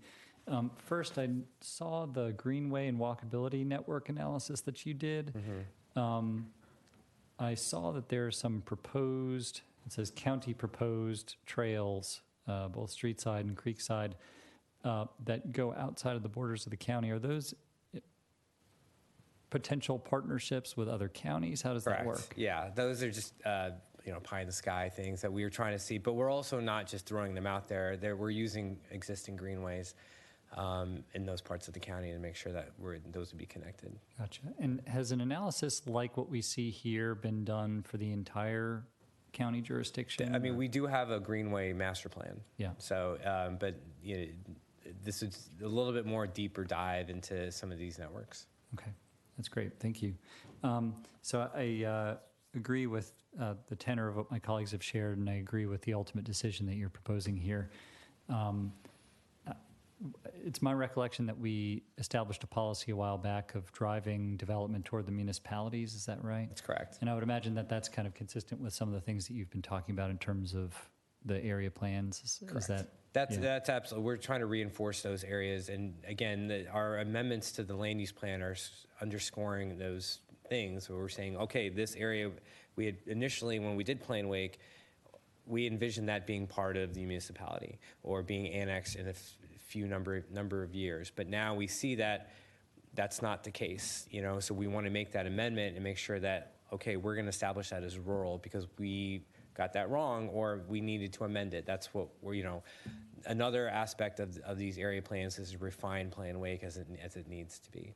Yeah, I think the observations and arguments that you made earlier regarding that are ultimately compelling in this case, but for whatever it's worth, I know I've had some heartburn over the intended or unintended consequences of pushing, we call it pushing development toward the municipalities, but we know that the most significant determinant of supply of housing affordability is supply and demand. And so we certainly don't want to do anything that undermines that. This is a special case, as you talked about, because there's really not, what is at stake here is not normally what is at stake. Correct. And so I think this makes sense as an exception, but I do just want to put that out there as something to continue to be really circumspect about as we go forward. We did not take that decision lightly. It's something we talked about for a long time. And it was ultimately, like how you said it, we felt that it fit the bill here, but we're not going to apply that to everywhere just because it fit it here. So I agree with you. Yeah, very good. Well, thank you for the very thoughtful analysis. And see you, it's very clear that you see the landscape literally and figuratively, and you're putting these decisions together. So other questions or comments? Okay, I think it might be time for a motion. Commissioner Stallings. Yes. I move that the Board of Commissioners, having held a public hearing, adopts the attached resolution to approve the Western Wake Area Plan and amend the Wake County Comprehensive Plan, Plan Wake. So I'll second that. Motion's been made and properly seconded. All in favor say aye. Aye. Aye. All opposed, like sign. Okay, the ayes have it. Thank you all very much. Much appreciated. Okay, that brings us to looks like item 12. Let's just do an administrative check. We've been going for about 90 minutes now. Is everybody good to continue on? Okay. I see a lot of nods. Okay. Mr. Chair, but if we could take a break after this one, it would be good. Okay. All right, let's do it. We'll take a break after this one. Okay, so item 12, public hearing and consideration of a business development grant agreement for Amgen, Inc. Mr. Michael James. Good evening, Chair, and good evening, Commissioners. Happy New Year. Pleased to be starting off 2025 bringing you jobs and investment. So you have before you tonight the business development grant agreement for Amgen. This is for Phase 2, their expansion in Holly Springs. Of course, it was announced late last month. I know some of you were able to attend. The chair was there speaking, so had a proper celebration there. Before I get into just an overview of the agreement, just a couple of comments. This is the culmination of lots of work on behalf of lots of people and partners, and I always want to make a point to say thanks to all of them. In this case especially, and I'll try to thank all the partners at the end, but I just want to thank our Chief Economic Development Partner, Wake County Economic Development, specifically Ashley Cagle on this project. I think she's not here right now, I don't think, but she probably went through 2024 several months thinking she was working on nothing but trying to get this project across the finish line, so I think she deserves some special recognition. And of course, this is Phase 2, and you don't get a Phase 2 if you don't get Phase 1, so this is really the culmination of years of work, so just want to highlight that.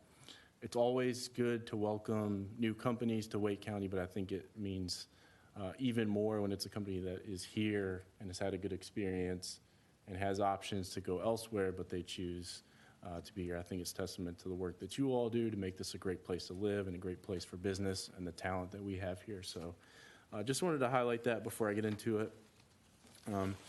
With that, I'll kind of get into an overview of the agreement, the company real quick. So I think you all know this, but Amgen's one of the world's largest pharmaceutical companies, headquartered in Thousand Oaks, California, which is the Bay Area.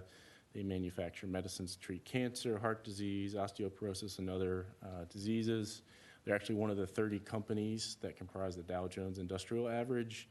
And then, of course, in your economic development incentive policy, you've memorialized your commitment to sustainability and economic mobility. A couple things that I just wanted to highlight on that front with the company's commitment. They have a company-wide goal to be carbon neutral for their company-owned and operated facilities by 2027.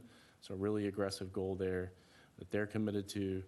Another thing on the economic mobility front, back in 2023, they announced their plans to invest $150 million into Project Black, which would help support minority-owned business and helping them scale up to do more business with Fortune 500 companies and help close the racial wealth gap. So just a couple of things I wanted to highlight there.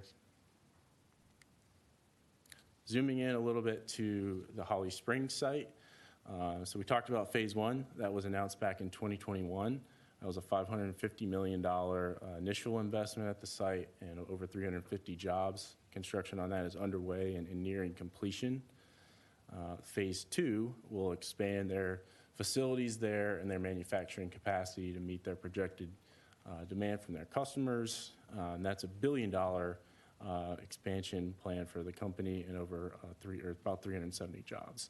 So taken together, those two phases, over $1.5 billion in investment and 725 new jobs.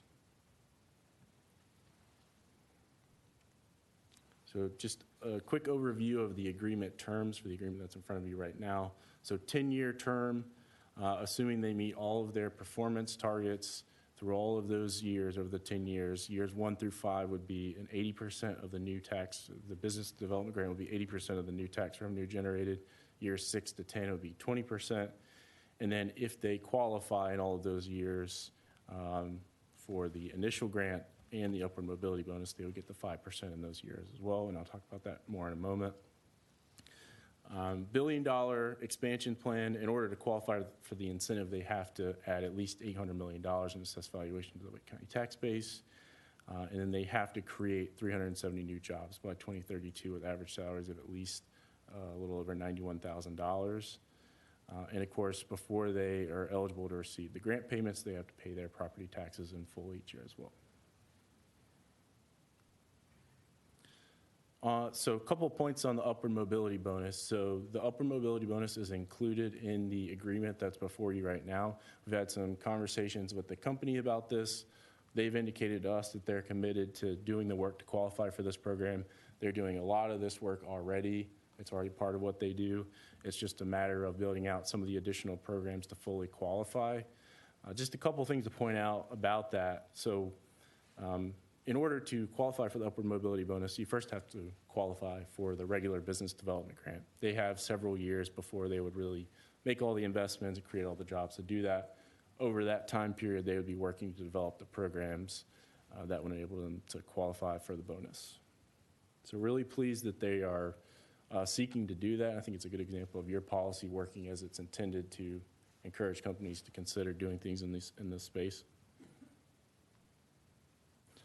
And just wrapping up, just kind of a summary of the other partners in the incentive piece here. So everything I just walked through over that 10-year period for the term of the grant would be estimated at $28.7 million over that time frame, assuming they meet all of those performance targets and deliver on all those investment and job promises.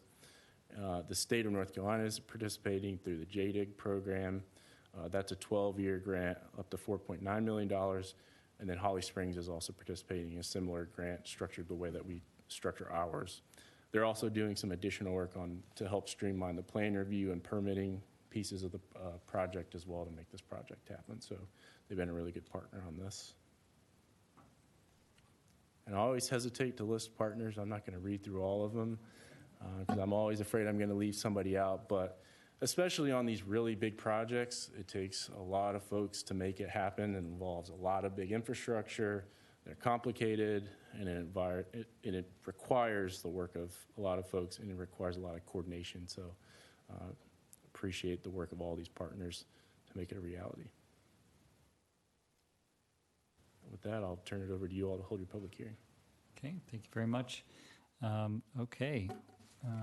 We will go ahead and open the public hearing. Is there anyone who wishes to be heard on this matter? Okay. Hearing none, we'll close the public hearing. Okay, and then we will have any comments that may have been submitted to the clerk. Madam Clerk, has anyone submitted comments? No, Mr. Chair. Okay. So that brings us to discussion. Commissioners. Yes, please, Commissioner Thomas. Thank you so much. Michael, I just wanted to say kudos on getting this done. Amgen has been a great partner. I know that several of us, you and I, went together to visit the construction site and had an opportunity to see what's being built, see the innovation that's being used. 370 new jobs coming is great for the community. And I just wanted to give Amgen kudos for what they're already doing. Some of the employee wellness programs, one, it's attracting great talent, but also providing great morale for and helping with retention for employees who are already there. Things like some of the community partnerships that are happening. I know we saw when we went that they have invested in having food trucks come for their employees because the cafeterias weren't ready yet. And so that provides an opportunity for local entrepreneurs also to benefit. And so I think that that was a great community partnership as well. Some of the volunteer efforts, both with schools and local nonprofits, I think have been amazing and exactly what we want in a company that we want to come to Wake County and grow in Wake County. And also, you talked about some of the partners, Wake Tech and the work that they are doing together. I look forward to celebrating the apprenticeship program that I think we're going to talk about with Wake Tech maybe next week. So just very, very proud to see this in a phase 2. And from phase 1, we can tell that Amgen is going to be a great community partner, and it was a really good decision to offer them incentive to come here in the first place. So thank you so much. Very good. Other comments or questions? Yes. Well, I too would like to thank Amgen for their partnership with us and with the community in being committed to basically improving lives in that part of the county. And one of the things that we talk about when we're considering these projects and whether we will be willing to offer incentives, and we talk about this a great deal, is that we like when a project brings us a broad swath of different types of jobs and different pay scales. So if you've got some manufacturing involved, we're going to have executive folks, but we're also going to be able to employ folks that can get upskilled through Wake Tech and other programs and have an opportunity to make a really sound income in this facility. And so I think we really appreciate this investment because it helps us reach all those spectrum of jobs in our community. So I just want to say thanks to Amgen, and I am happy to support this.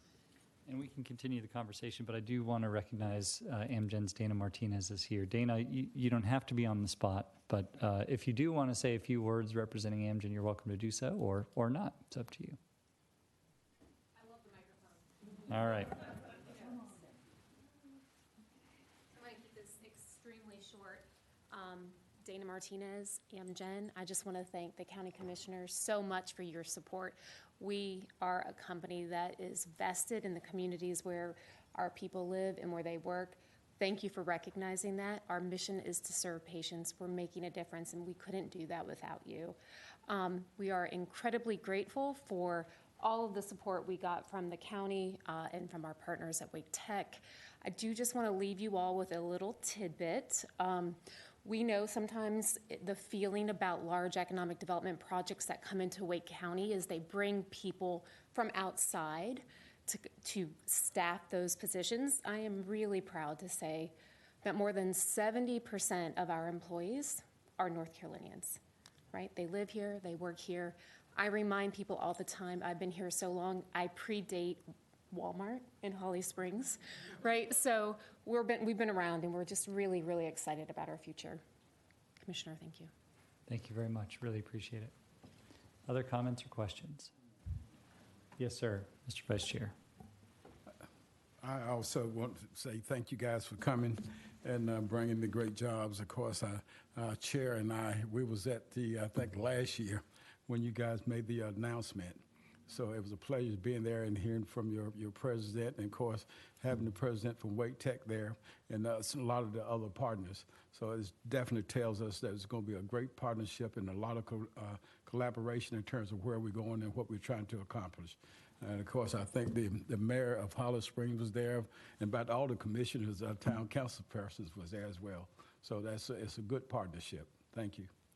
Yeah, I think it really is a great step forward for the county and for Amgen, and it's a good reminder to me, I think, that our relationship, as we like to say, doesn't stop at the economic development announcement. Nobody needed to tell Dana that, but it is great to see this, that kind of ongoing benefit come from these kinds of interactions and relationships. So thank you.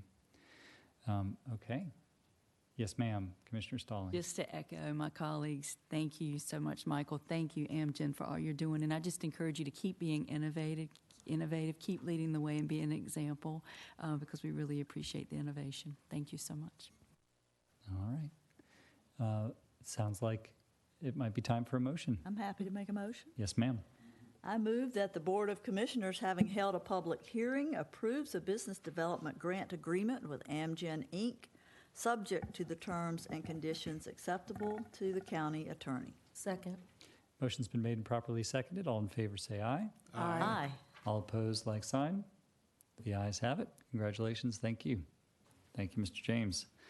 Okay, so we have discussed a break. We'll take as close to a real 5-minute break as we can, and then we will reconvene. Thank you.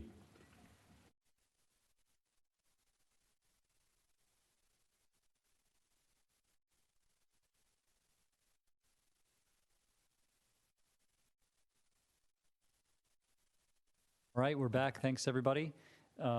Next up is item number 13, which is a matter regarding the potential waiver of 3 consecutive term limit to allow Mr. David Kushner the ability to serve 1 additional 2-year term on the Raleigh-Durham Airport Authority Advisory Board. Does staff have any comments on this, or is this a commission-led item? Okay, thank you very much. So just to set the stage for the conversation, as you all may know, the Wake County Board of Commissioners appoints 2 of the members to the RDU Airport Authority. Typically, we have a 3 consecutive term limit on our appointees. We have received a request from Mr. David Kushner to waive that, which has been done in the past, to serve for 1 additional 2-year term on that board.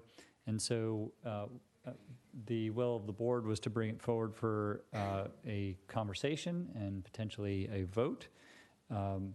You all have heard my description of the issue. For better or whether it's a complete and accurate one, I'll leave up to you. But does anybody have any comments on this matter? Yes, ma'am. So I guess my comment would be that I believe that term limits are valuable, especially when it comes to the advisory boards. I think it gives members of the community an opportunity to serve. And so even when we have folks who are smart and capable and serving and doing a great job, sometimes new perspectives and experiences are needed and are valuable and wanted. And I believe that there's a policy in place for a reason, and to continue to waive that policy dilutes its effectiveness. 3 consecutive 2-year terms is 6 years. Nothing personal against the current appointee. I just think that when it comes to term limits, we want to give lots of folks in the community an opportunity to serve, and we can't do that effectively if we continue to waive the policy on term limits. It's my opinion. Thank you. Thank you very much, Commissioner Thomas. Other thoughts or questions? Commissioner Adamson and then Vice Chair Mile. I agree. I think term limits are important as well and have enforced those in the past. But in this particular case, I feel differently. We are in some sensitive negotiations with the airport right now. And Mr. Kushner is a lawyer who's very capable, and I think we need his expertise on the board, on the Airport Authority board at this time. Okay. Vice Chair Mile and then Commissioner Evans. Thank you so much. I think that from my perspective, what we're dealing here with, I mean, initially this policy came about in 1985, so that's how long this has been around. And of course, I think the last time it was revised was in 2009. So, you know, for me, the issue becomes, and it's not about the individual, it's about our policy. that if in fact that we're going to have policy, that it becomes a question whether we're going to continue to waive our policy, because if we continue to waive, then that means we do not have a policy. So that's my perspective, and I think that we need to look at it. If in fact that we're going to continue to make changes, then I think we need to revise our policy. Thank you very much, Vice Chair Evans. Commissioner Evans. Thank you. Well, I would say that, it is important that we have some term limits to some of these areas of service. I've been on this board 6 years, and I would say that there's only been a very few times that we've considered waiving that, and at certain times it's warranted.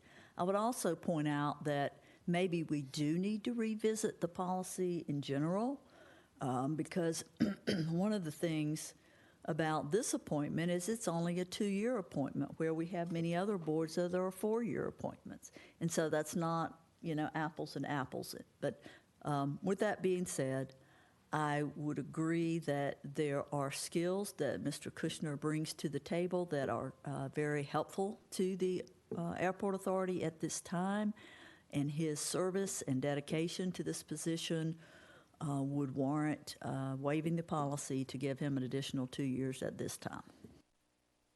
Okay, thank you very much. Other thoughts, comments, questions? Okay, yes, Commissioner Stallings. Thank you, Chair. I really appreciate all that has been said so far. I'm happy to revisit the policy if that's the pleasure of the board at some time in the future. But I would say that I agree that Mr. Kushner provides a lot of expertise to the Airport Authority at this time, and I would support waiving the policy for him at this time, given the number of important projects that are coming up with the Airport Authority. Okay. Other comments, questions? I'm happy to make a motion if there's none. Okay. Well, I know Commissioner Adamson beat you to it, but motions do require seconds. So, I would also say that I would be very happy to revisit the policy, since we haven't dusted it off since 2009. But I make a motion that the Board of Commissioners approves the one-time request to waive the 3 consecutive term limit in any one appointed position to allow Mr. David Kushner the ability to serve one additional 2-year term on the Raleigh-Durham Airport Authority. So moved. I'll second that. okay, motion has been made and properly seconded. All in favor say aye. Aye. Aye. All opposed, nay. Nay. Okay, it's the opinion of the chair. The ayes have it. Thank you very much, commissioners. Okay, that brings us to appointments. We will now consider appointments. Vice Chair Mile, can you walk us through the appointments, or the remainder of the appointments for this meeting? Yes, thank you so much, Mr. Chair. Okay, let's start out with the Allied Health.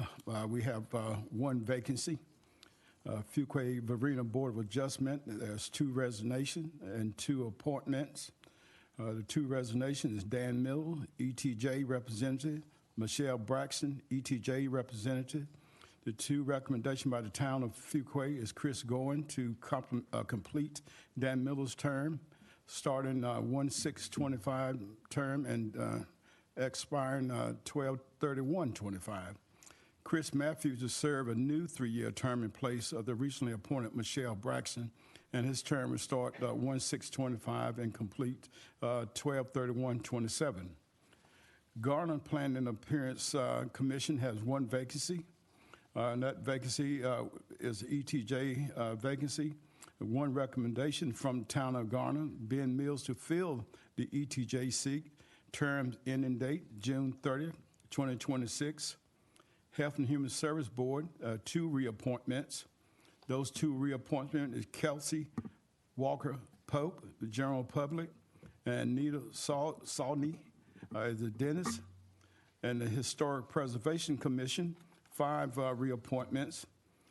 Chris Morris, chair. Brandon Feathers, Tom Carrigan, Daniel Turner, and Stephanie Ashworth. Housing Authority has 1 resignation. That's Elaine Young. Juvenile Crime Prevention Council, 1 vacancy. Raleigh-Durham Airport Authority to be 2 reappointments. And that's Ellis Hankin and David Kushner. Water Partnership would be 3 vacancies. That's Town of Roseville representative, Town of Zebulon representative, Town of Wendell representative. And our upcoming vacancies for February, the Fire Commission will have 2 reappointments possibly and 1 new appointment. The Greater Raleigh Convention and Visitors Bureau will have 3 reappointment, and they have 1 resignation, which means there'll be an additional 1 recommendation. The Housing Authority has 1 vacancy. Knightdale Board of Adjustment, 1 reappointment, possibly. Knightdale Land Use Review Board will be 1 reappointment, possibly. Town of Morrisville Planning and Zoning Board would have 1 reappointment, new appointment, possibly. Wake County Board of Adjustment, 1 reappointment. Wake County Planning Board be 4 reappointments. Water Partnership, 1 reappointment. And the Upper Neuse River Basin Association, equal 1 reappointment, which would be myself, Don Miles. And that completes January and February. Okay. All right, we've received the appointments for the month of January and heard the list of vacancies coming up in February. Is there any discussion? Okay. Hearing none, is there a motion to approve? Motion to approve. Second. All in favor say aye. Aye. Aye. All opposed, like sign. Okay. All right, well, we've already covered upcoming vacancies for February, so that brings us to other business. The first item in other business is reports from advisory and regional boards. Yes, Commissioner Evans. Yes, I have one thing in relation to my service on the Capital Area MPO. We are still engaging in an update to the Wake Transit Plan. And there was some public engagement done on that back in the fall, and the Campo staff that has been processing all of that has now put together drilled that down and put together some new slides, and they're asking for an additional round of public input. And they have a link that's available for the community to please weigh in. What we're trying to do is establish the priorities for the money that will be spent from the Wake Transit Plan for the next 10 years through 2035. And so anyone in the community and board members, please give your input. There is a website to take the survey and visit the project page, and it is publicinput.com/Wake Transit 2035. And they will be taking input until January 31st. So again, that is publicinput.com/Wake Transit 2035. Thank you. Thank you very much, Commissioner Evans. Other advisory boards and commission reports?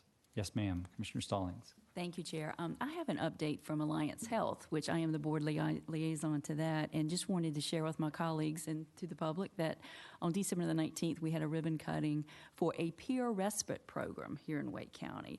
It's called the Retreat at Fernwood, so it's on Fernwood Drive in Raleigh, and I just wanted to let you all know this is a partnership between the North Carolina Department of Health and Human Services, Alliance Health, which is our managed care organization that the county works with for behavioral health services, and also the Promise Rescue Network. More and more we're seeing that, seeing the importance of people with lived experiences as being a part of treatment. And that's what this is. It's called a community-based peer respite program. It's a voluntary resource for those seeking mental health, substance use, or behavioral crisis support. and it's 24-hour access, and it's staffed by peer support specialists. So I just wanted you all to know about that. I'm actually going to go visit tomorrow and looking forward to that. And just to highlight, you may remember the 2023 state budget allocated about $835 million to invest in behavioral health throughout the state, and about $130 million is allocated for crisis response work, which this would fall in. So I'm just real excited about this program and opportunity for some of our residents here in Wake County. Thank you very much. Other advisory boards and commissions reports? Okay. That brings us to item 25, other reports from commissioners. Other general reports. Yes, sir. Vice Chair Don Mile. Yes, thank you, Mr. Chair. I just wanted to mention that we, I think as Commissioner Stalling, Commissioner Addison, and of course our county manager, we had the, I don't know what you want to say, the pleasure, but we attended the white flag that they had late last year, honoring the memorial service for those that was lost last year. And I think that, which tells me that we are doing a great job, because the numbers dropped from what they were the year before. I think the year before we were looking at probably 100 people that we had lost that was homeless. And this year, I think the number was down to around 42 or 46. So that tells me what we're doing. We're definitely moving forward, trying to do some great things. And lastly, I had the pleasure of attending the opening of the Bryan Center, which relocated, which was a great program in terms of what we're doing for our homeless. So we're doing a lot in our community, and we just need to continue the hard work and dedication that we are doing. Great. Thank you very much. Yes, ma'am. Commissioner Tom. Oh, Commissioner Adam. I just want to thank our community. I found out by accident the week before Christmas that we had 5 children in our foster care system who weren't going to have a Christmas. And my intent was to buy a couple of things personally and maybe get some cookies or something special and deliver to them. And I mentioned it to a couple of friends, and it was overwhelming, the amount of support that we received, to the point that we were able to get everything on their list. And not only did we get all new items, because foster children are used to getting used items, not only were they so excited that they were all new, all of them wanted shoes. So we were able to provide all of them Nike shoes. And I wish everybody could have seen their faces when they found out they had a new pair of Nike tennis shoes. And we received enough funding that we purchased each of them a brand new suitcase, because a lot of foster children have to carry their belongings in trash bags. And one young man literally grabbed the suitcase in his arms and said, "It's a new suitcase with wheels," and danced around the room with his suitcase. I tell you, that's the most Christmas spirit I have had in years. So we have had such a outpouring of support from the community. I literally still have people messaging me upset they didn't get to be involved. So stay tuned for what we have planned, so we make sure that foster children are not left out of holidays. Okay. Thank you very much, Commissioner. That was really wonderful and heartwarming to see, and we know you marshaled a lot of efforts there, so thank you. Okay, Commissioner Thomas. Thank you for that, Commissioner Adamson. I wanted to mention, since you said about the suitcases, Manager Ellis has had a conversation for several years about doing a suitcase drive instead of doing, a food drive or something similar for the holidays, to make sure that all of our foster kids have that. So maybe that's something that we could consider doing this year, Manager Ellis. I know you've been trying to get it off the ground. So thank you so much for that. That's awesome. A couple of things that are upcoming, actually. Tomorrow, the Raleigh Chamber is doing their economic forecast, and I think that's really important for the community to know what the economic forecast is coming up for this next year, especially with the new administration, both federally and statewide. Also, we will be having our board retreat this week, Thursday and Friday, although I think Manager Ellis calls it something else, but it's a board retreat. and advance, because we don't want to go backwards, we want to go forward. We're going to advance. There we go. We're going to do that on Thursday and Friday this week. So we'll be together working on some of the strategic planning initiatives. The Wake Forest Wake Forest is having a women's leadership conference. Their chamber is, and so it's just an opportunity for women in the community. I know we do a lot of work around Wake Invest in Women, STEM, and the pay disparities. And so Wake Forest is having a conference about women's leadership and pay disparity on the 14th.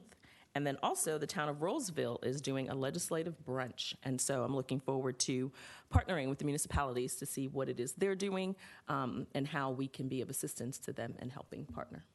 So I think so, yes. Thank you. Very good. You can tell there's a lot going on. Other comments? I had one. So just wanted to say a few words. I know all of the folks up here know, and most, if not everybody in the audience knows as well. It's been publicly announced just a few days ago that I'll be resigning from my position as a Wake County Commissioner and consequently resigning from my role as chair of the board. I chose to do so because I was offered an opportunity that I felt would utilize the knowledge and the skills that I've acquired in my 10 years here as a county commissioner in service to the entire state. And I'm excited for all that comes next, but it certainly has been a moment or a period of reflection for me, thinking about how truly superlative Wake County is. I was remembering earlier today talking to a school board member when I was in my first year as a county commissioner. I said, boy, the work we get to do is so meaningful, even the bad days are good days. And she said, honey, sometimes the bad days are bad days. But I do hold to the fact that the work that we are doing is incredibly meaningful. And every time we see someone come up in public comment, talk to us about something that's important to them, it really underscores the significance of what we're doing, that people come to us with their problems, and our job is to solve those problems. And the other thing that I'm reminded very often of is that it seems axiomatic in our politics now that if you're involved in it, you become jaded and you become cynical. But in my experience, and I know all of the folks up here are experienced elected officials, in my experience, the opposite is true. Because you get to see not just all the good work that is being done, but all of the good people who are doing it. People in every nook and cranny of the county, people who work for county government or local government or state government or federal government, but so many folks at nonprofits and people who just volunteer their time to make the world a better place and to improve their community and contribute to the community woodpile, as they say. And so it's really been easy to be enamored by the poetry of this job, that people who will never know our faces or our names, but we know that we have made a difference in their lives, whether it's affording them early child education when they otherwise wouldn't, or an opportunity to get an education that they otherwise wouldn't, whether it's K-12 or at the community college or any number of things. And I'm really in awe of what we have been able to do as a county in the 10 years now that I've been on the board, whether it's providing transportation options for folks in every city and every town in Wake County. During COVID, maintaining the lowest per capita fatality rate of any large county in the entire country, something I think we should be very proud of. Delivering, in some cases, tens of thousands of meals a day to struggling families when the circumstances required it. Making sure that we've lifted up our first responders and treated them like the professionals they are.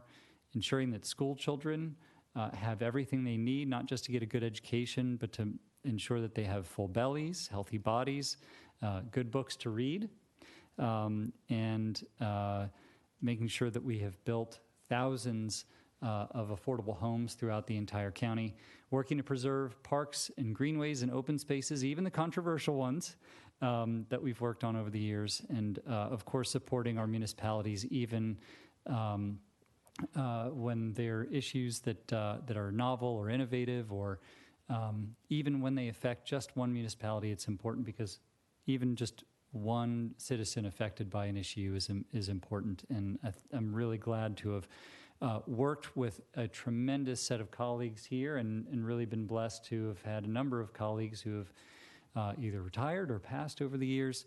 And I can tell you I've learned a great deal from every single one of you. So I'm very grateful. I feel a tremendous amount of gratitude and was kind of overwhelmed walking into the building today, I have to say. But I'm grateful for the county employees who are tremendous professionals and who really do superlative work.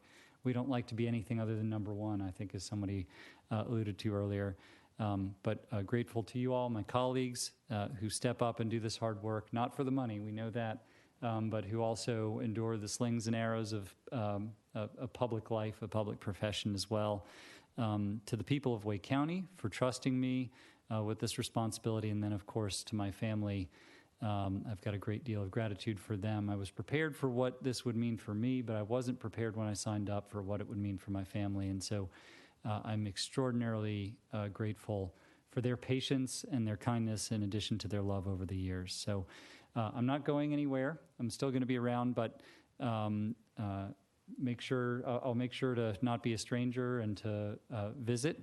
And I'm only a phone call away. I'm sure there's lots of stuff I will pester you all, my colleagues, about over time. But I really am filled with love and gratitude for this work and for the county. And I just wanted to say that. So thank you for indulging me.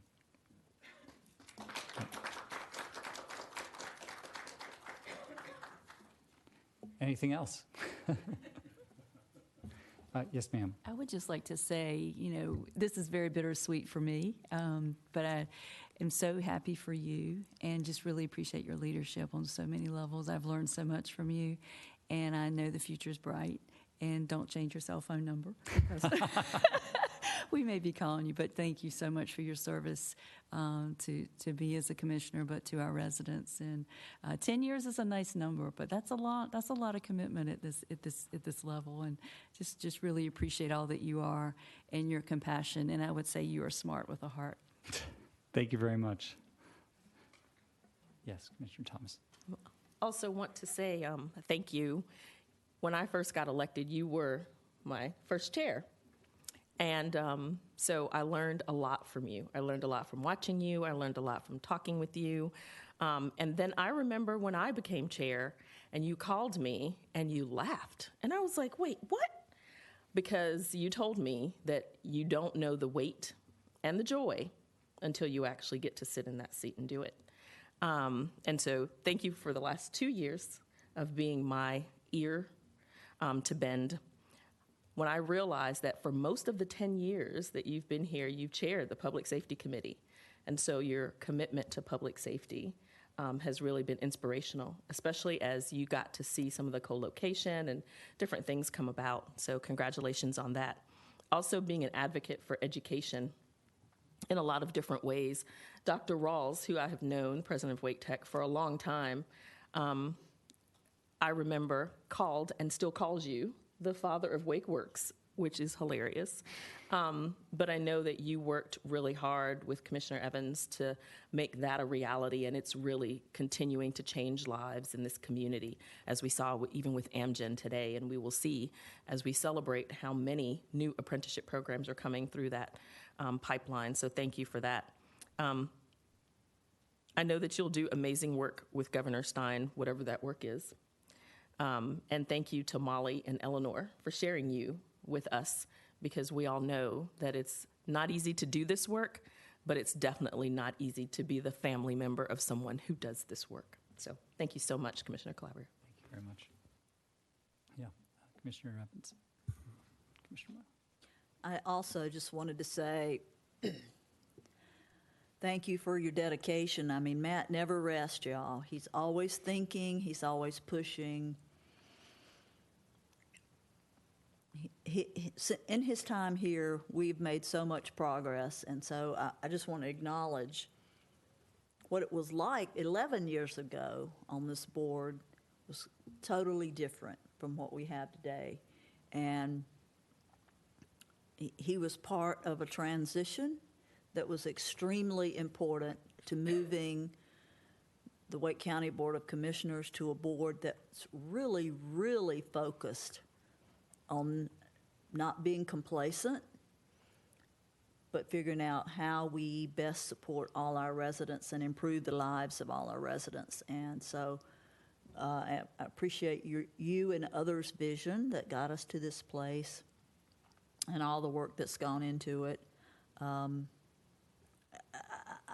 won't take everybody's time to go through all the different things, but I remember when Dr. West, bless his soul, would talk about when he was on the board before 2014 and how there was a group of commissioners that really just didn't want to get anything done anyway and didn't want to spend any money.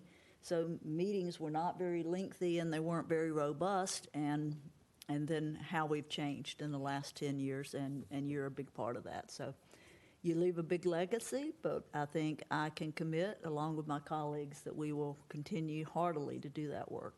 So thank you. Thank you very much. Vice Chair Mile.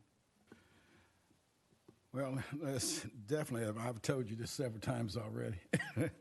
You definitely going to be missed from the board. You've been here for the last 10 years, and of course, you and I was friends long before you came on the board and before I came on the board. So we're looking forward to all the great things that you can continue to do. And one thing that you and I talked about the other day is that you and I both have this thing about public safety. So we definitely want to make sure we continue to fight and push, because the safety of our community is too important for us not to continue to talk about and work towards those goals. So we know you're going to do a great job. And of course, I'm like Commissioner Starling, keep your cell phone handy. Thank you so much, Matt, for all you've done. Thank you, sir. Commissioner Adamson. And Since the hour is late, I won't say a lot, but congratulations. You well deserve this new position, whatever it is. And don't forget about the little people in your life someday, because we've got your cell phone number. Thank you. Commissioner Waters. Well, I'll just leave with this. There's an old adage that says people won't remember what you said or what you did, but they'll always remember how you made them feel. And you always made me feel valued and respected, and you always made me feel heard. And so I really appreciate that, and that'll always stay with me. And I appreciate your thoughtful leadership and your willingness to advocate for others, and your willingness to sacrifice so much of yourself to be able to serve community. And so that is a powerful legacy. And I hope to learn from the pattern that you've left, and hope to be half as good a leader as you've been. So very excited for you, and I'm cheering you on in the next phase of the journey. Thank you very much. That's all exceedingly kind of you. I really appreciate it. I held it together, just barely. Any other comments, reports, news? Okay. Mr. Attorney, is there a need for a closed session today? No, Mr. Chair. Okay. Well, with that, that brings us to the end of our meeting. Our next regular meeting, your next regular meeting, will be Tuesday, January 21st at 2 p.m. Yes, ma'am. I have gotten a lot of questions about how you'll be replaced. Could you take a few minutes and explain the process so our public will understand what happens next to your seat? That's a very good question.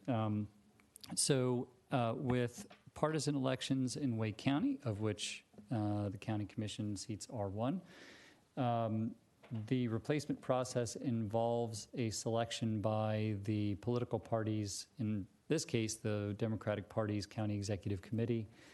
It is my understanding that group will convene at the end of January. I believe it's January 28th.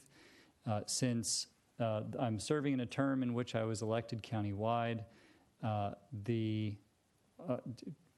defer to their rules, but so I don't want to speak for them, but it's my understanding that all members of the County Executive Committee, regardless of region, will be able to vote at that meeting, and then in theory, the person who prevails or who receives the most votes there will be impaneled as the new commissioner. It won't be up to me, but theoretically it'll be in, I guess, the first meeting in February. So that's my understanding of the process, and a good clarification, because I'm sure there are a lot of folks who are interested in seeing how that will go. So thank you. Okay. Anything else? Well, And for the last time, we stand adjourned. Well, the last time for me, we stand adjourned.